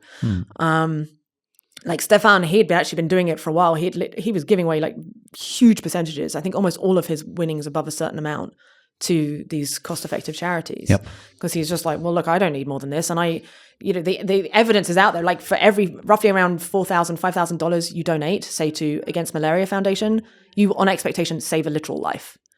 So it's like, would you, if you saw someone dying in the street, and it would mean that you would, would you sacrifice your car to like save someone who you see is about to die? Probably, right? Not always. Again, I'm not saying you have to do that, but the point is, for every $4,000 you donate, you will on expectation save a life. So it's just like, from his perspective, he's like, okay, well, I'm going to be donating. This made enough sense to him that he decided to sort of dedicate his poker career to making as much as he could to give away. And he introduced us to this group of Swiss philosophers whose full-time living was researching basically what are the most cost-effective charities, what are the best ways to improve the world. And it just resonated so much that we decided to, try and basically bring this to the poker community, because we felt like these concepts would resonate a lot with poker players who are used to thinking in terms of return on investment, expected value, allocating their personal time and money as best in the most sort of cost efficient and effective manner to maximize their profits at the poker table. Well, it's the same process for like your charitable giving. Yeah. And it, by and large, poker players, they got it. They really resonated as well. So we started this thing called Raising for Effective Giving. Silly pun on, raising, etc. Oh, yeah, nice. And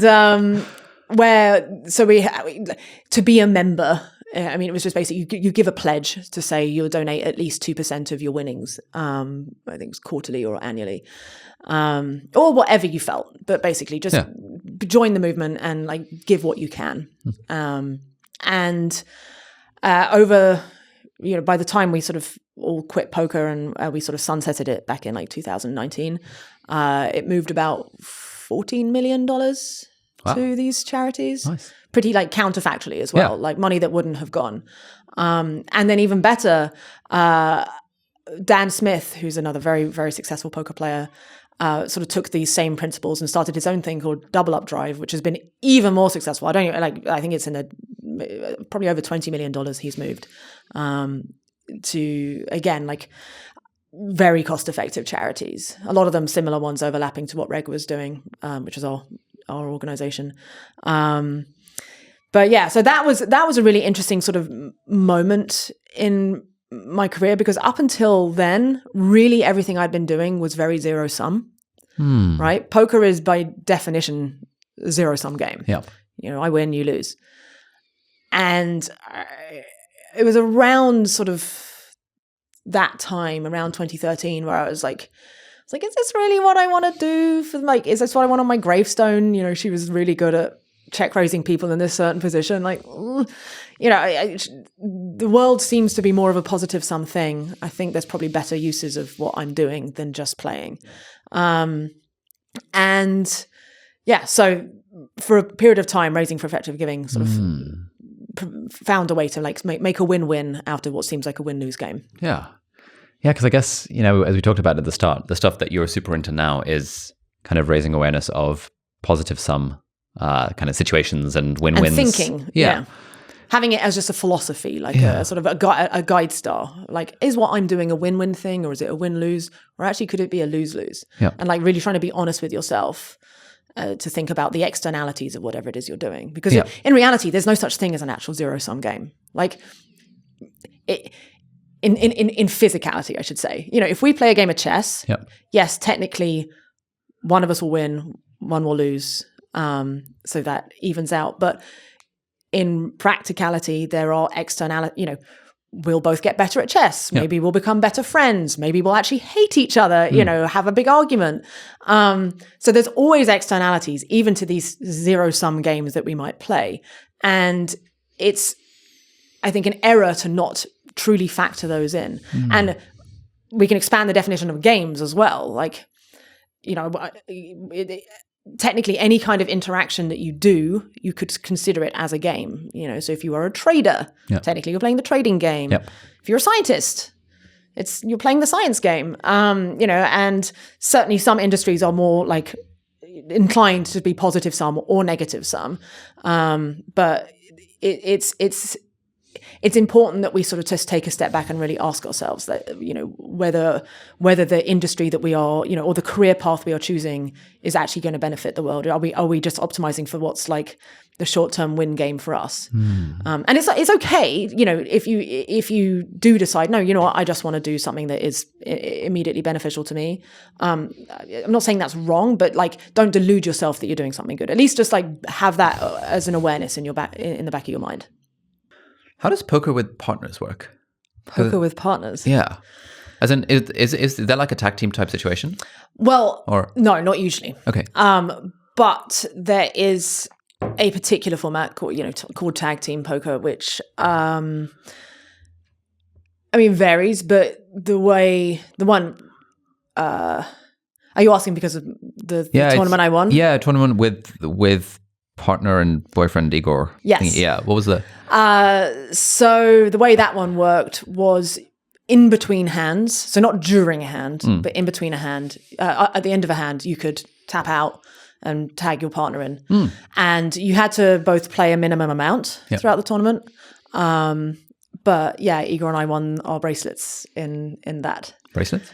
Yeah, so there's if you win a World Series of Poker tournament, then it's called winning a bracelet, and you get this like gold bracelet thing. Yeah, and that was one of my biggest goals in poker was to win a bracelet, and so for us to win both our first bracelets together was just that's nice. Painfully cute. Yeah, and yeah, it was really really fun. How did you and Igor meet? We met through poker. Funny enough, actually, the first time we ever crossed paths, as far as we know, was on like day 3 of that big European poker tournament in Italy. He says he remembers me. I don't actually remember him. Apparently we were only at the table, against each other for a couple of hours. And I think I won a couple of pots off him. But I presumably stuck out very few girls playing, and then I win the tournament. So that was when we first crossed paths. But we became friends sometime in like 2012. And again, we just became really good friends. He lived near me in London. And it wasn't until like being friends for a couple of years that we ever like got romantic. Oh, no. And actually I was kind of like resistant to it because it was like he was such a close friend. I was like, oh no, this is weird. Like, no, you're almost like, you're my bro. Like, but there was clearly something there. And then when we did turn romantic, it was just like, oh, obviously. Yeah. And then we've just been inseparable since. Oh, nice. Yeah, because people often worry about that. I think girls in particular worry about that situation more than guys do. Around like, oh, but we're good friends and this could potentially ruin a friendship. Yeah. Yeah. But I guess it's worked out well.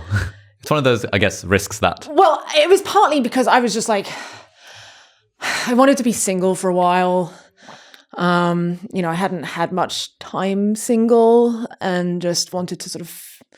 I'd had like come out of a bad relationship and I knew that if we did ever turn romantic, it was going to be a big deal either way. And I just loved our friendship that we had. And I think he felt the same way too, I'm not saying it was all a one-way street or anything. But I don't know. It was definitely very, in this, again, selection bias. Like I'm coming from, this happened to be the one that worked out so well.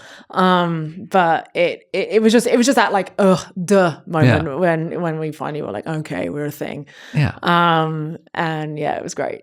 So you and Igor started playing then together as like tag team partners? Well, no. So that tag team tournament, I think that was the first year they ever ran it. Right. As far as I'm aware.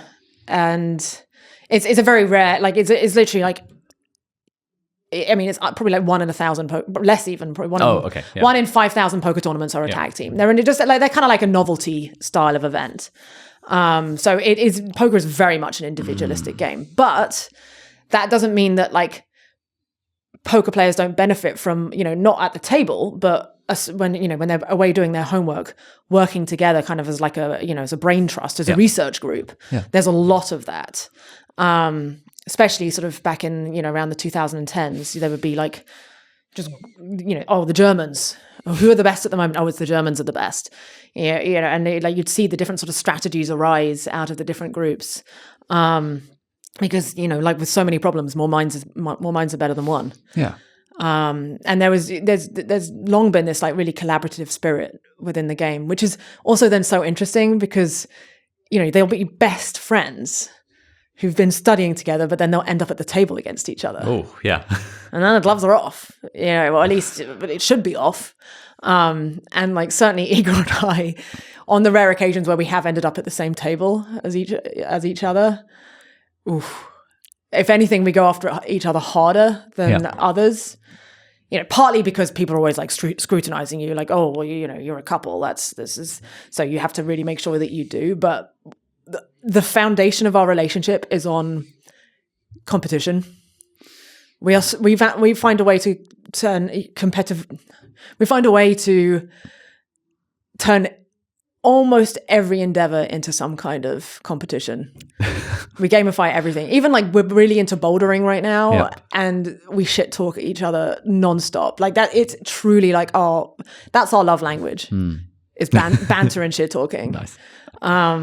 Because we're just both incredibly competitive people, and I think that was one of the cool things about poker players is that they find a way to like compartmentalize.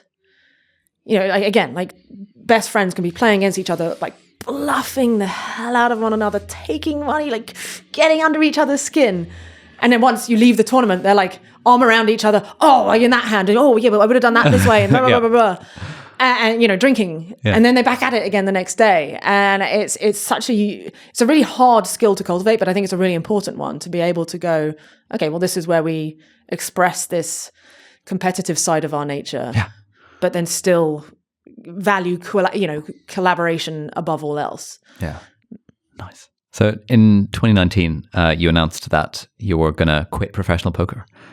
Yes. What led to that being the decision? How long were you playing for at that point? Oof. Like over a decade? Oh, yeah. Yeah. Like pro. Yeah, like 11 years or so, 12 years.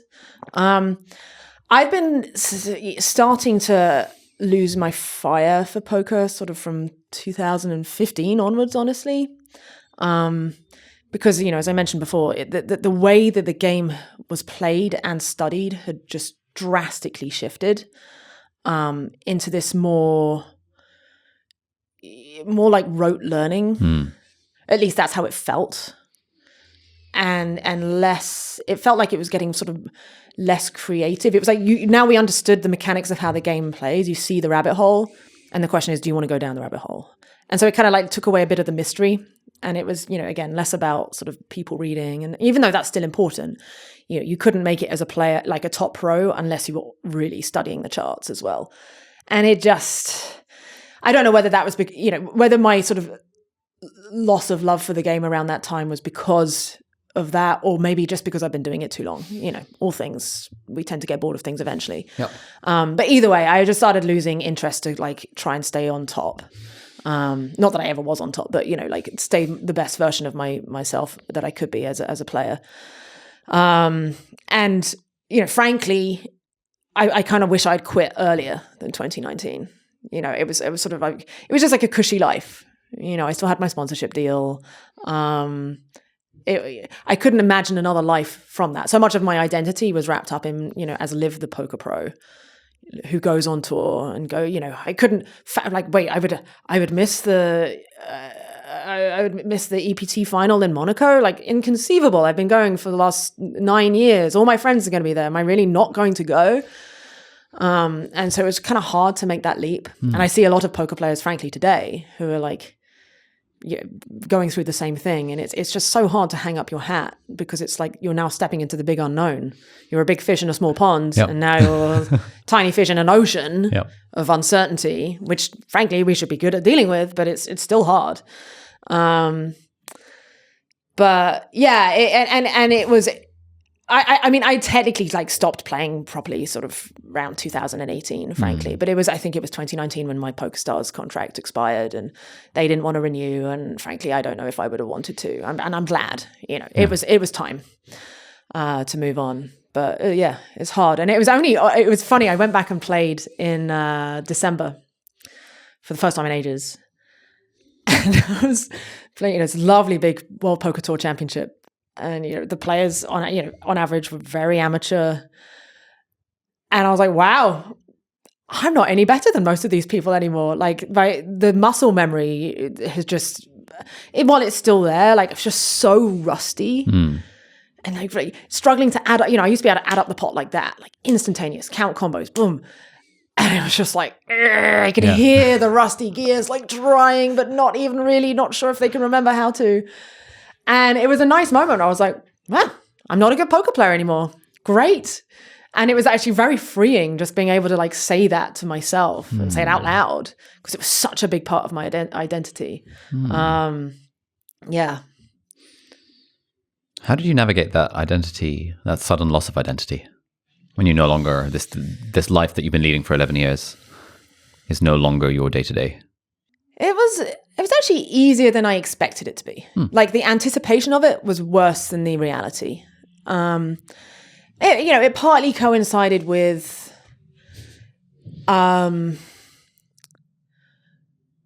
it sort of coincided with I met a new group of friends around, both Igor and I met a new group of friends around that time, and they were just like we were clearly being pulled in a sort of more, a different direction, more, again, a more positive some direction to do, to try and help with some of these big sort of catastrophic risks that we're facing, and we felt, we both felt so pulled to go into that. It like, I guess, lubricated the ride. Yep. Out. It wasn't too hard.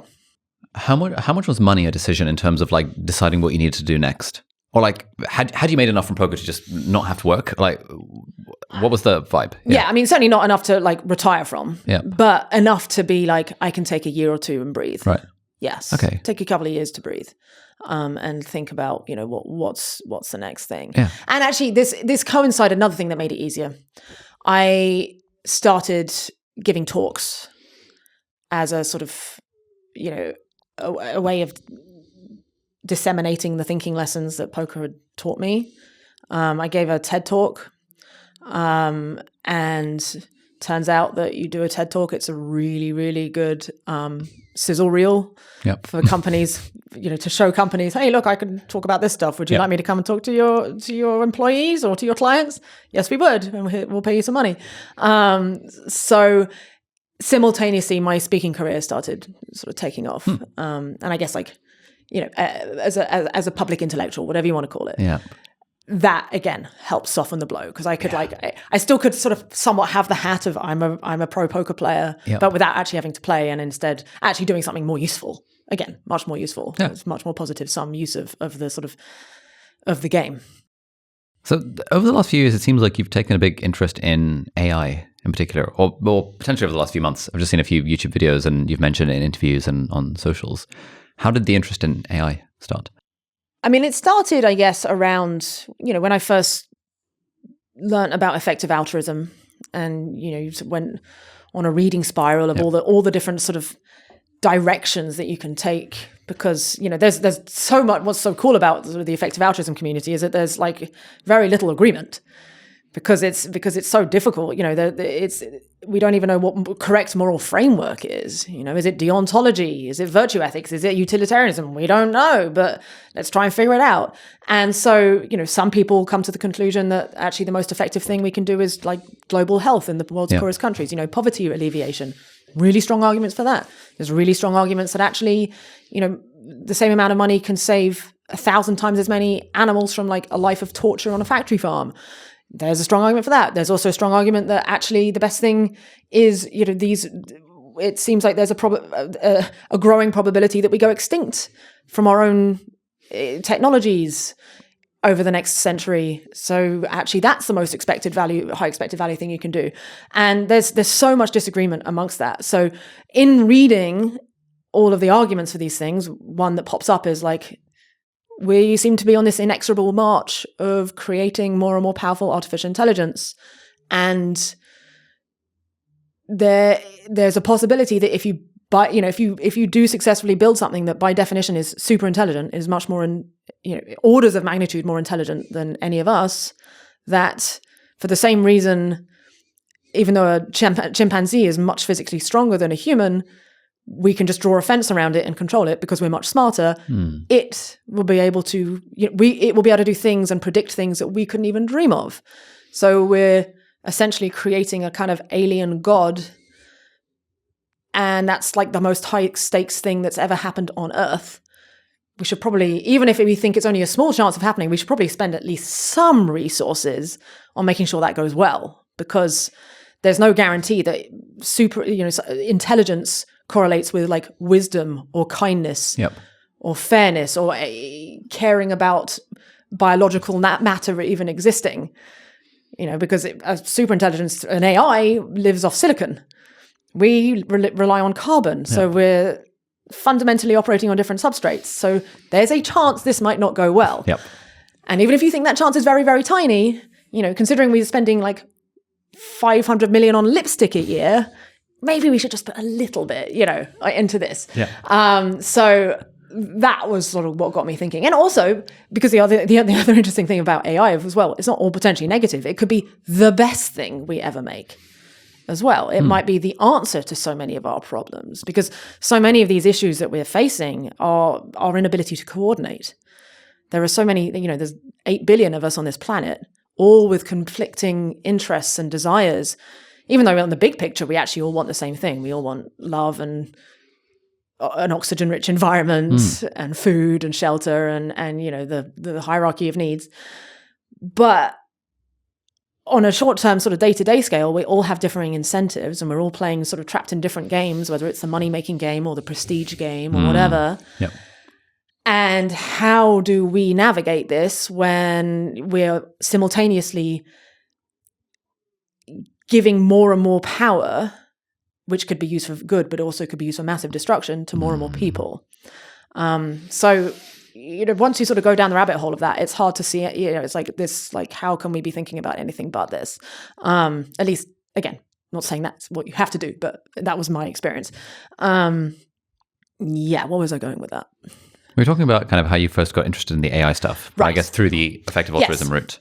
Yeah, so I mean, that was just one of the things that like stuck out. I was like, wow, this is a big deal. And I remember reading like a lot of Eliezer Yudkowsky's writing on Less Wrong, which talks about he's been sounding the alarm on AI since the early 2000s, and it's like, okay, yeah, this makes sense.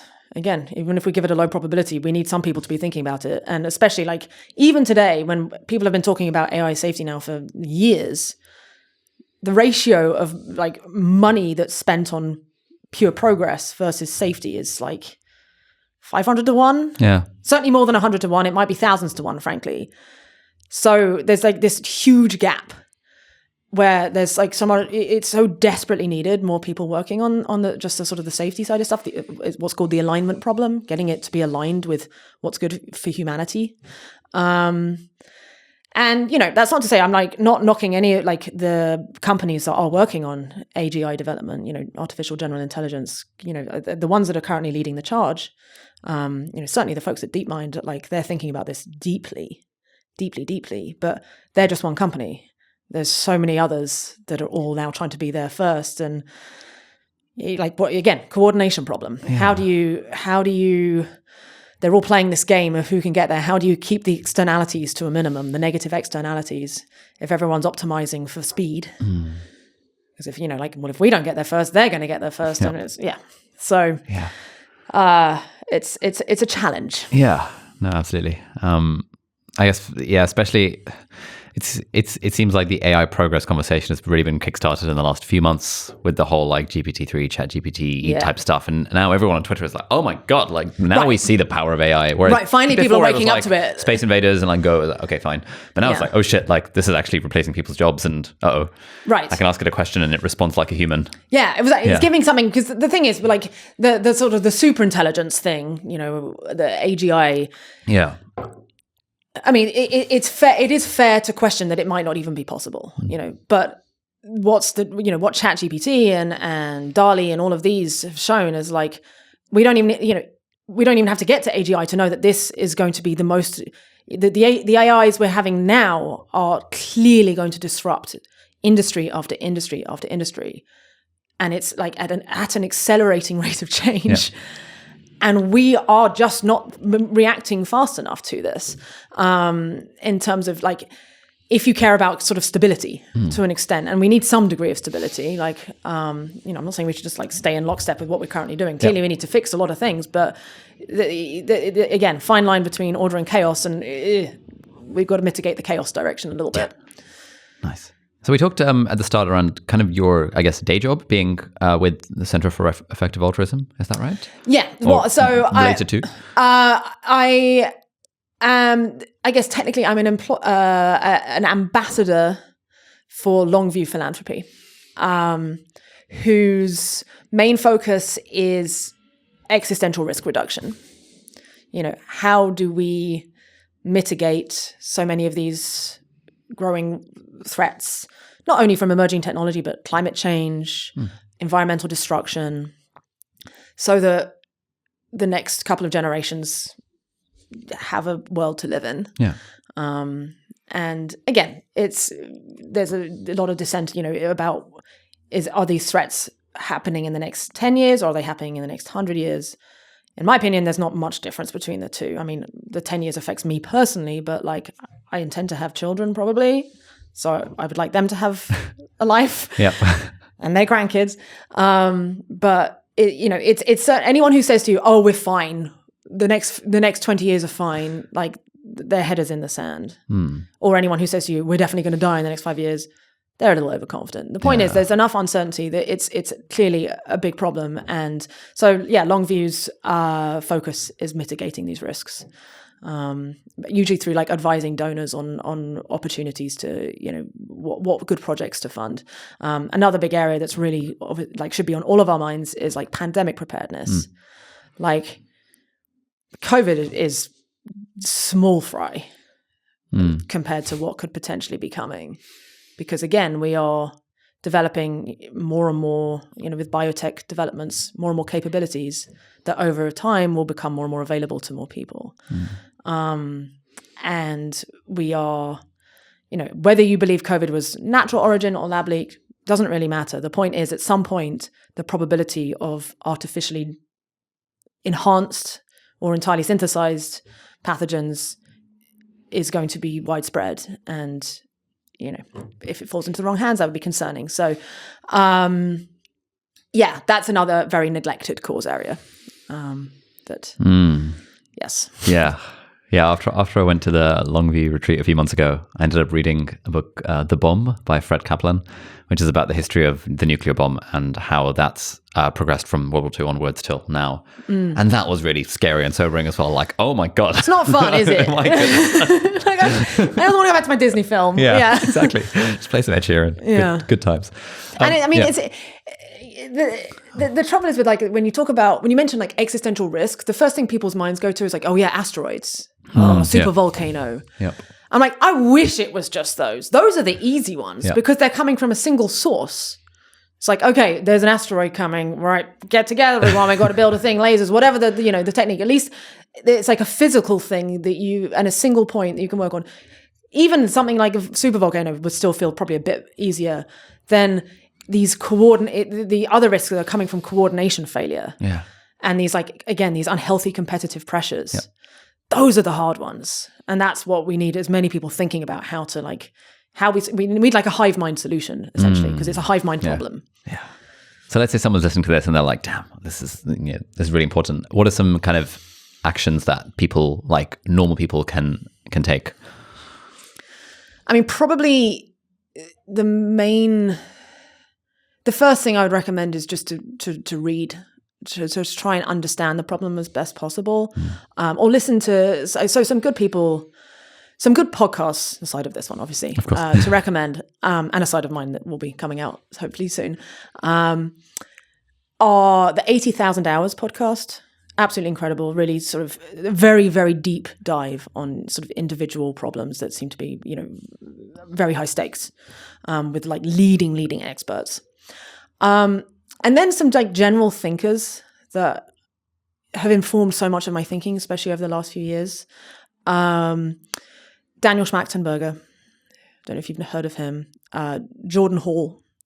These guys are, they do a lot of sort of public facing stuff, and they are truly some of the best, like real sort of systems thinkers, like deeply holistic thinkers who both, background in like hardcore background in science, technical knowledge, but are also willing to they have this like open-mindedness to perhaps the more esoteric stuff. And some of the, I remember watching this talk by Daniel Schmachtenberger on emergence. Just search his name and then emergence, you'll find it. Yeah, we'll put a link down below as well.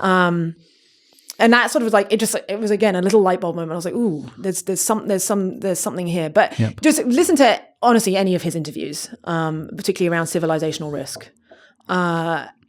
talking about this concept that has become referred to as Moloch, which is Moloch essentially the god of unhealthy competition. If you were to give it a face, in reality, it's just a collection of game theoretic forces. Again, this like what are the bad incentives that make people optimize for the short-term goal at the cost of the long-term whole.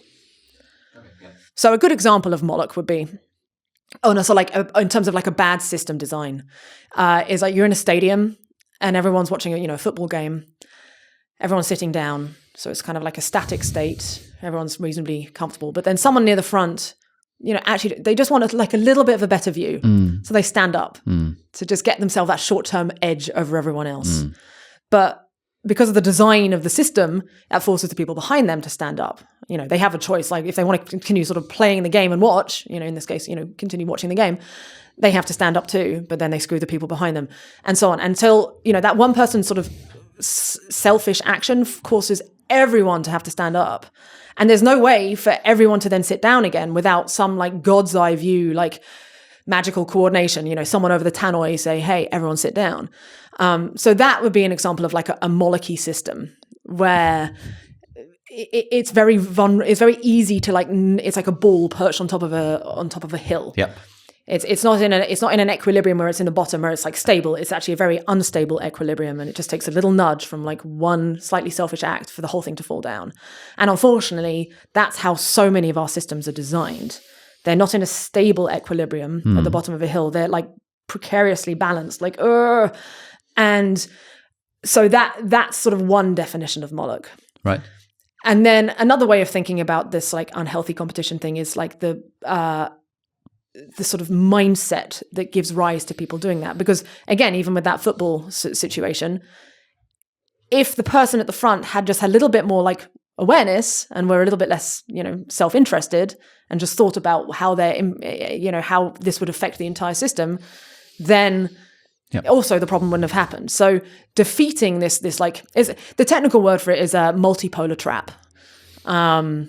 Which just Google it.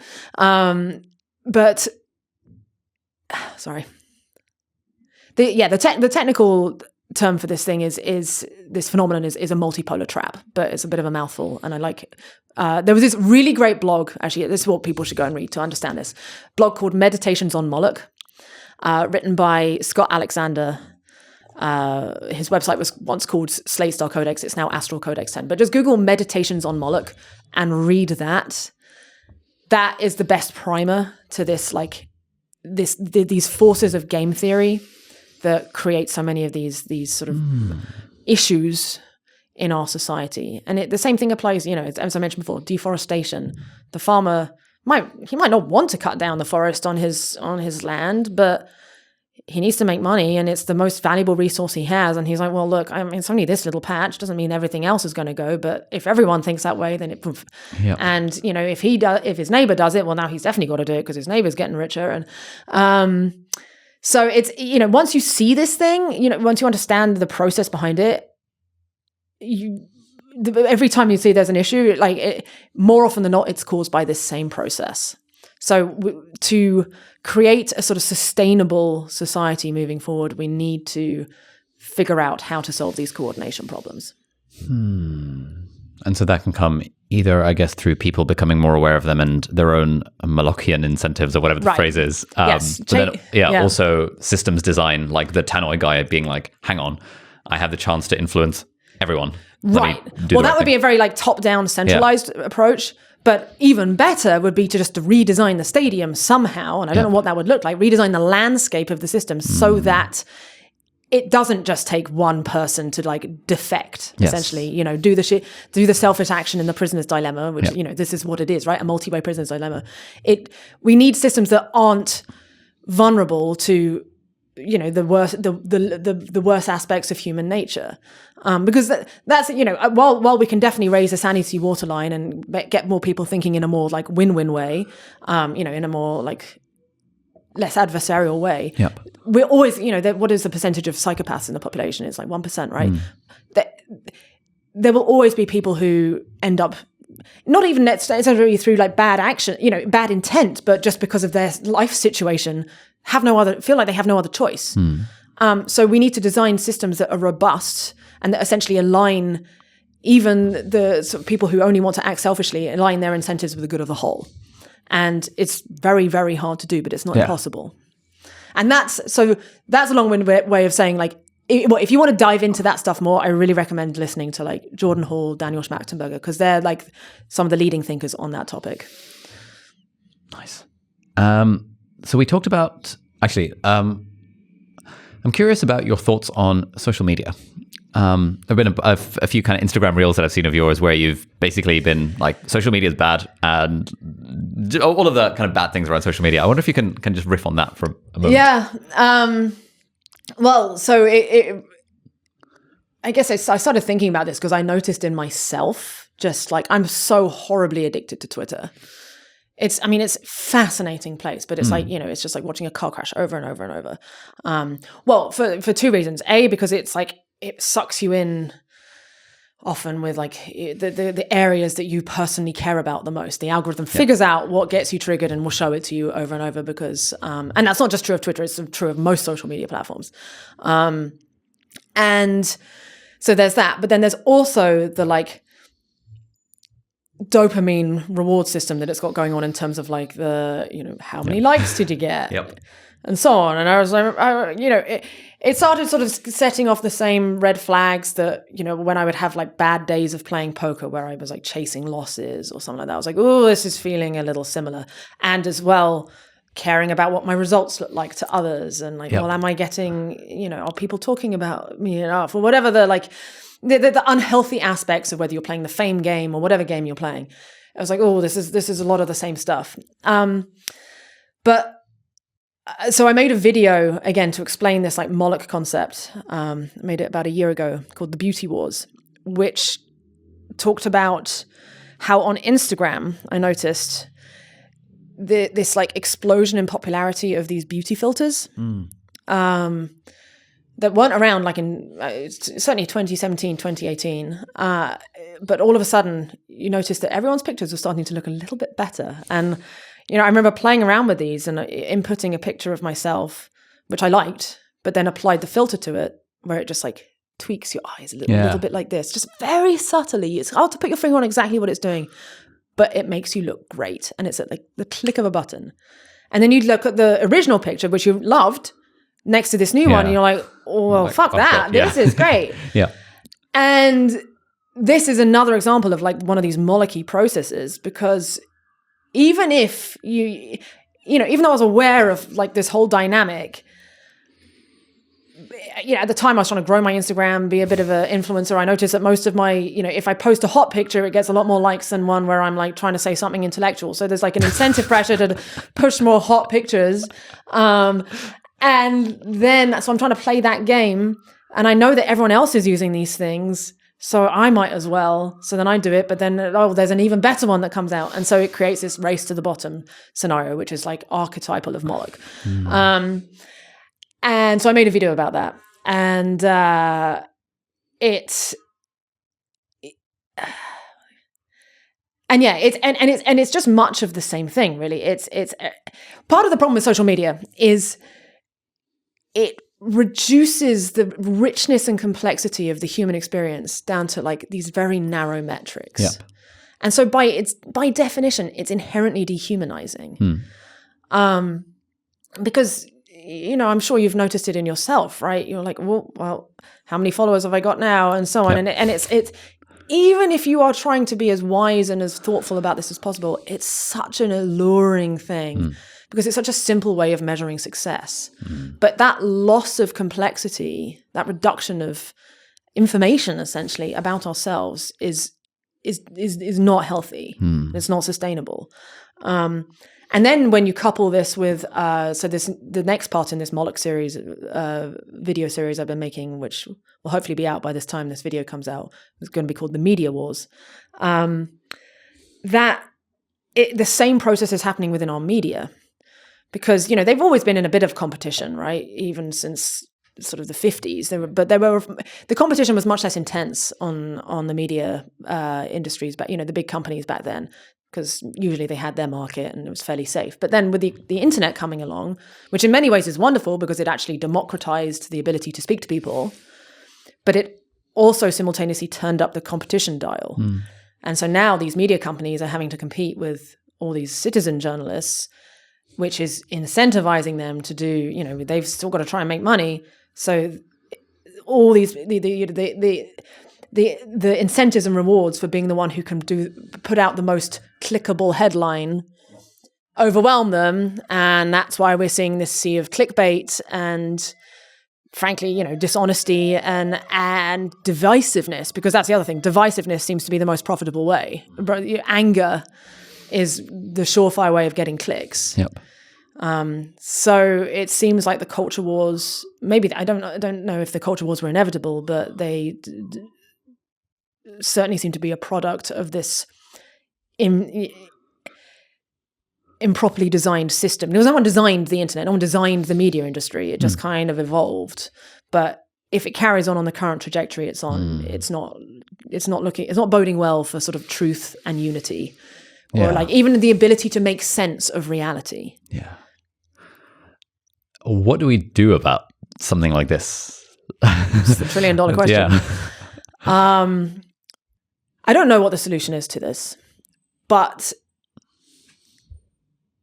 the one practical thing we can each be doing is basically making a commitment to being in integrity to ourselves.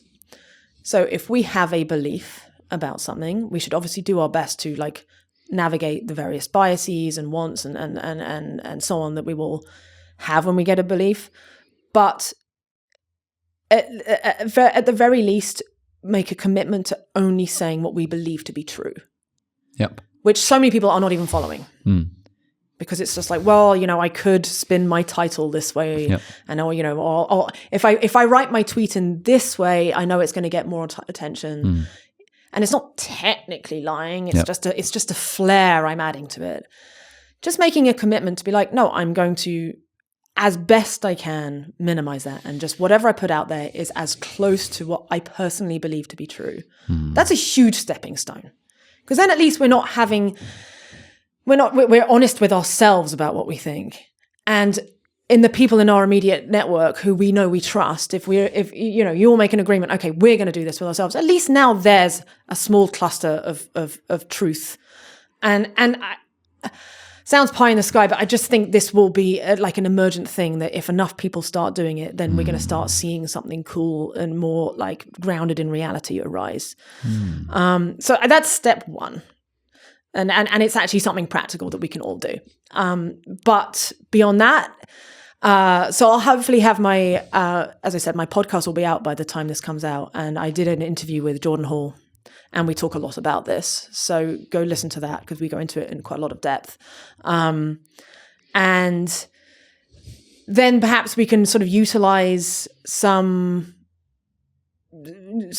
technology to help us with this. Like blockchain seems like it has a lot of potential, right? Because it's a way of recording truth, in an indelible way. So I'm not a blockchain expert anyway, but again, the sort of the systems thinkers who've spoken to a lot say like there's some value in there. But yeah, no, don't know.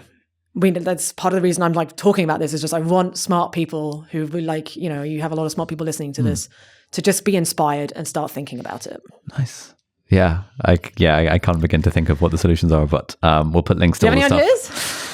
Honestly, not really. Like as you were describing that whole clickbait thing, I was like, oh man, so many video titles where, I know if I called a video how I ranked first at Cambridge University, it would get loads of clicks. It's not strictly true. It was maybe in one exam in 1 year where it was like won the joint first prize for like, technically, spin it. And it's those incentives at like sort of like dozens of times a day, if not hundreds, across the population, especially in an internet-enabled world of social media where you're chasing clicks and attention. I just, as you were describing that, I was like, oh shit. Right. It's like we're trapped in this, an attention game, but game is the nice way of calling it. In reality, it's an attention war, because what's the definition of war? You could argue it's the ultimate negative sum game.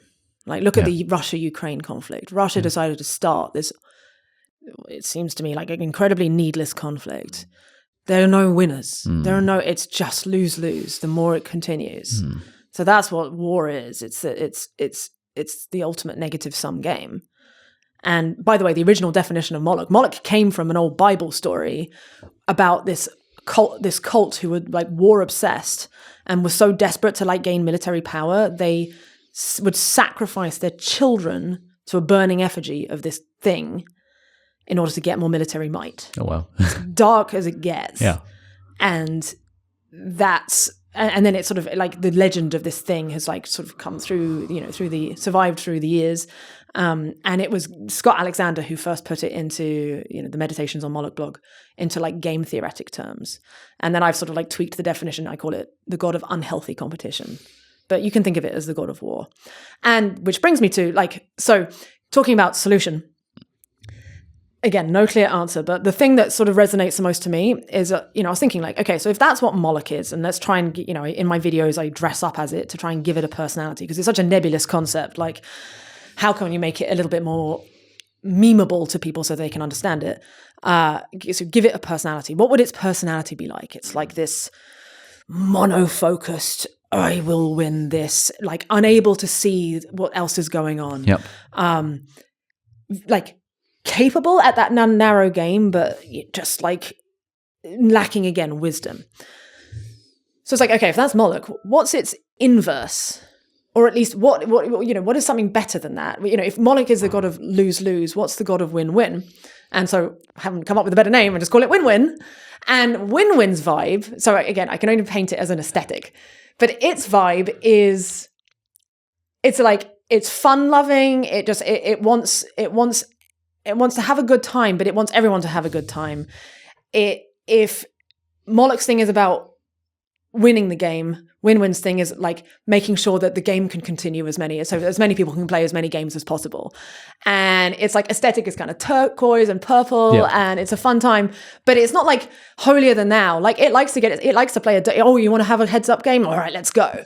And it will play, it'll have a really, it'll throw itself into like a sort of zero-sum game when it's okay to do so, but it has the wisdom to go, okay, that's enough competition. Now we need to cooperate, and so on. So it's like this. It's just this wise but fun-loving, not austere. Like it wants to have a good time type of deity. Again, sounds nuts, but like this is what has been the thing that resonates most with me personally, and I think I'm not saying that's what people, others should follow, but like think about what that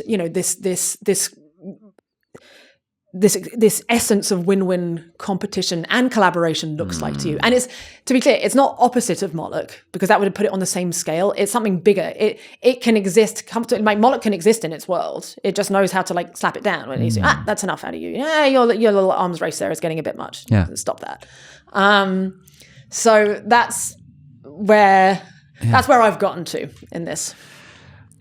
That really resonates with me as well. As you were describing that, I was thinking of, playing board games, for example. I'm a big fan of the board game Articulate. Amazing stuff. And it can get very competitive, and you can start like shouting people and all this kind of stuff. I think certainly when I was younger, I was very like hyper competitive on this thing. Just like, we have to win. And then after a while, I was like, oh, hang on. Like the point of the game is that for all of us to have fun. Right. So there are occasions in which, like, even though our team could win by sort of steamrolling the other team, that's not particularly fun for them. So let's like pull our punches just a little bit, because ultimately people have come over to my place to hang out and have pizza and board games. Let's take a chill pill. That kind of vibe. You want the game to happen again. Yeah. You don't want it to get so intense that you essentially break the playing field, or piss off your friends so much that like, actually, we didn't have a good time, we're not going to play again. Yes, that's exactly it. And there's a really good book as well that sort of encapsulate this called Infinite and Finite Games. Honestly, you can just read the first 2 chapters and you get the premise. It's again like Moloch is winning the short-term game right in front of you, whatever it takes, including sacrificing your children or whatever. Win-win is like just keeping the game going. That is the ultimate game, is to keep the game going. What's your infinite game? Ooh. Great question. I think about this in the context of how I want to spend my time. Right. I think when earlier in my life, especially with like a medical career trajectory, it's very sort of there's always like a next goal, a next thing to do. And it's very finite gamey of like, I need to try and get a first in the exams or whatever. And then kind of since losing that identity for me, I've been thinking a lot around what is the game I want to play purely for the sake of playing the game. For like this YouTube channel and this podcast business and stuff. Infinite Game is just like actually just being able to continue to do cool interviews with cool people. And so when it comes to the choice of getting a ridiculously controversial guest on the podcast just to get views versus does that actually reduce the risk of reduce the chances of being able to continue to play this game and enjoy it over the long term? So I think about that a lot in terms of like how do I want to spend my own time and what are the things I want to be working on almost infinitely rather than finitely. So I'm curious if you think of that at all, like what that's like for you. Yeah, I mean, the thing that's coming up is just like more new experiences, right? Just if I look back at my life, the most notable, I mean, sometimes we'll be just sort of doing the same thing, you know, like cuddling on the couch with Igor or whatever, and just like those moments. But just having these like, what the fuck moments in life where like, you think you've got it all figured out and then like, whoa. And then there's this new surprise comes at you from left field. I want more of that. And then being like, because now you've got a new puzzle to solve. You're like, wait. I thought I'd figured out the territory of this map. Yep. I thought I'd discovered everything. The fog of war has lifted. No, wait, there's a whole realm beyond here. And I suspect that, you know, I mean, I don't know whether it's finite or infinite, but we haven't even begin to explore what is actually going on in this reality. So that's the infinite game to me. Nice. A friend of mine, she, one of our favorite sort of things we like to play with is the idea, we call it the game, which is that we're actually in a giant escape room and the goal is to find the key to unlock it, you know, to find out what's really going on outside and to solve all the puzzles. Nice. And I think that's the pattern. Who knows? Maybe that's our purpose as you know, humans. We've spawned on this particular planet, and each of us have sub-spawned in our own little spots. Yeah. But as a collective, you know, we are slowly, you know, that's what the purpose of science is, right? It's just understanding reality, and it now seems like because I'm having more and more, you know, the more people I mention, like this energy stuff too, or whatever, the more people are like, actually, I've had a little bit of something like this too. And so it seems like the territory's grown a little bit. And, you know, I hope we make it off the planet too and actually exploring the sort of 3-dimensional physical space. But it seems like there's some hyperdimensional stuff going on as well that we can play with. Mental stuff. Yeah. Have you ever had an unexplainable? No, not really. My brother has, and a lot of friends close to me have. Can you share it? Yeah, my brother had an experience where, and this was a thing that gave him a lot of conviction about religion, about Islam in particular. He had an experience at university where, you know, he wasn't feeling particularly great. He wasn't, you know, was struggling with exams and kind of stressed out. And so he randomly got a call from one of his friends who happened to be the president of the Islamic Society. And the guy just, you know, was asking him, hey, you know, how's it going? And that was completely random for him. He just hadn't, their relationship wasn't the sort where the guy would randomly ring him. But the guy said that, yeah, you know, I just had the feeling that, you know, I should just like check up on you and see how things were going. And they had a conversation. And after that conversation, my brother was like, oh my God, like how could he possibly have known? Right. How did he have the intuition? It's like, that doesn't make any sense at all. And that really helped get my brother out of like a kind of dark spot in his life. And that gave him conviction that like, there's got to be something out there. Right. And I'm quite kind of jealous of people who have those sorts of experiences because it really seems to, on an emotional level, help you really know that there is something out there that we don't quite understand. Whereas I feel like right now for me, I'm still stuck in the quite rational world of materialism and the things that I can see and touch are the things that exist. So I'm keen to explore like the meditation stuff, the psychedelic stuff, don't tell my mum, and like all of the other occulty type stuff at some point. Yeah. Yeah.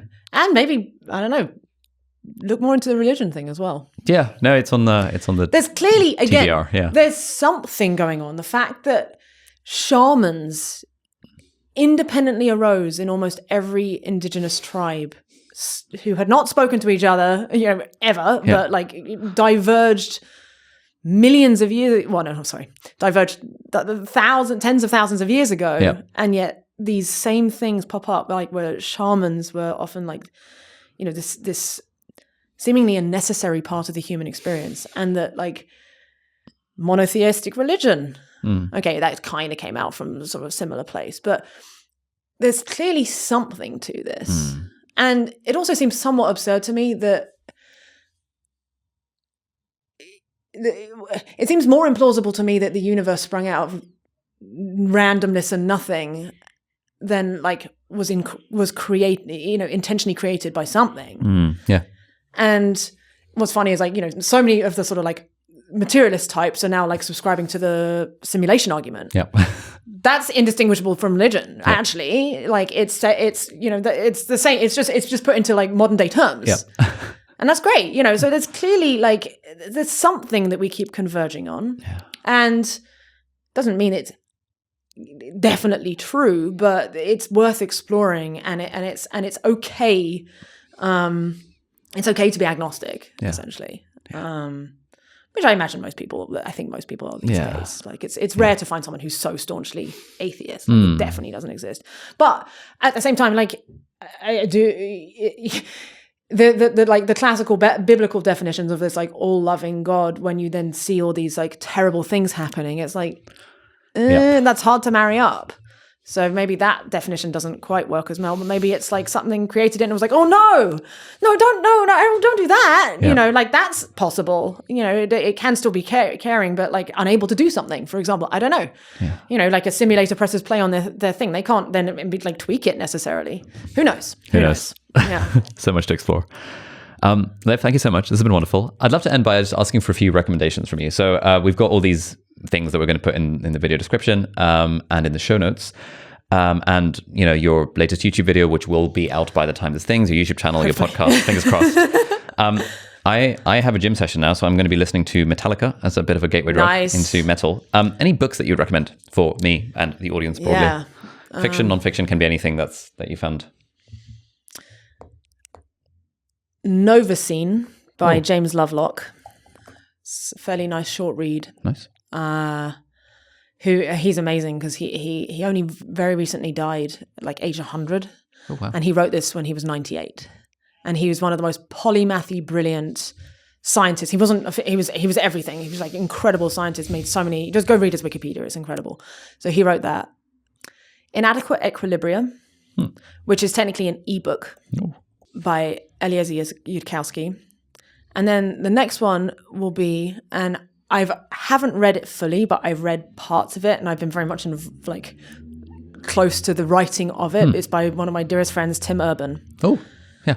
And it's going to be called The Tale of Us, and it should be out by the time this comes out. But if it's not, it will be out imminently. Yeah, nice. And it's about understanding again this like divisiveness and why we seem to be, everyone's so angry and like. Just why tribalism is what it is and why it's gotten so bad in particular lately. That's going to be a really important read. Nice. Yeah. I love Tim Urban, so I'm looking forward to checking that out. And you should have him on here. I'd love to, yeah. He's based in the US, isn't he? Yeah, he's in New York. He's incredible.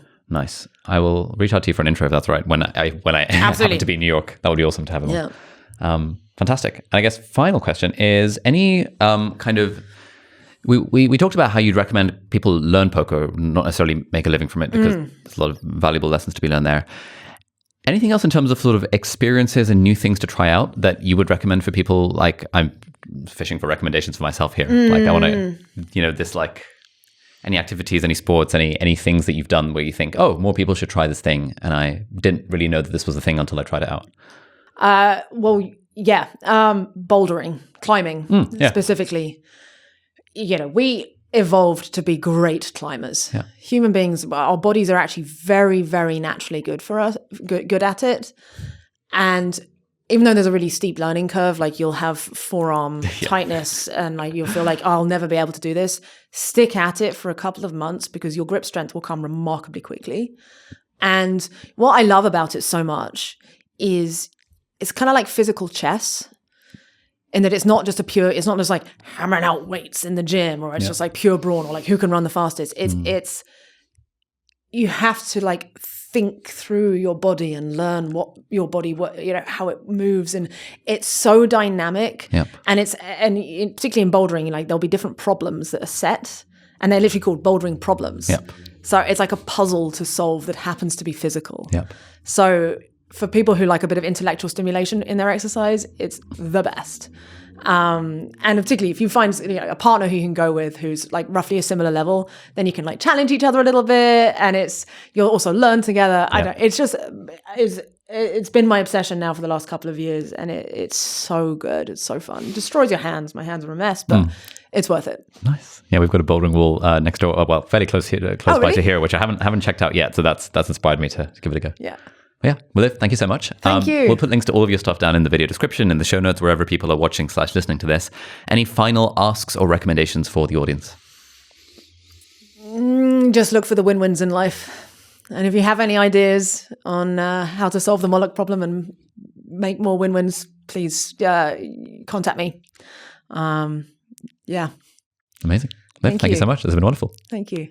All right, so that's it for this week's episode of Deep Dive. Thank you so much for watching or listening. All the links and resources that we mentioned in the podcast are going to be linked down in the video description or in the show notes, depending on where you're watching or listening to this. If you're listening to this on a podcast platform, then do please leave us a review on the iTunes store. It really helps other people discover the podcast. Or if you're watching this in full HD or 4K on YouTube, then you can leave a comment down below and ask any questions or any insights or any thoughts about the episode. That would be awesome. And if you enjoyed this episode, you might like to check out this episode here as well, which links in with some of the stuff that we talked about in the episode. So thanks for watching. Do hit the subscribe button if you aren't already, and I'll see you next time. Bye-bye.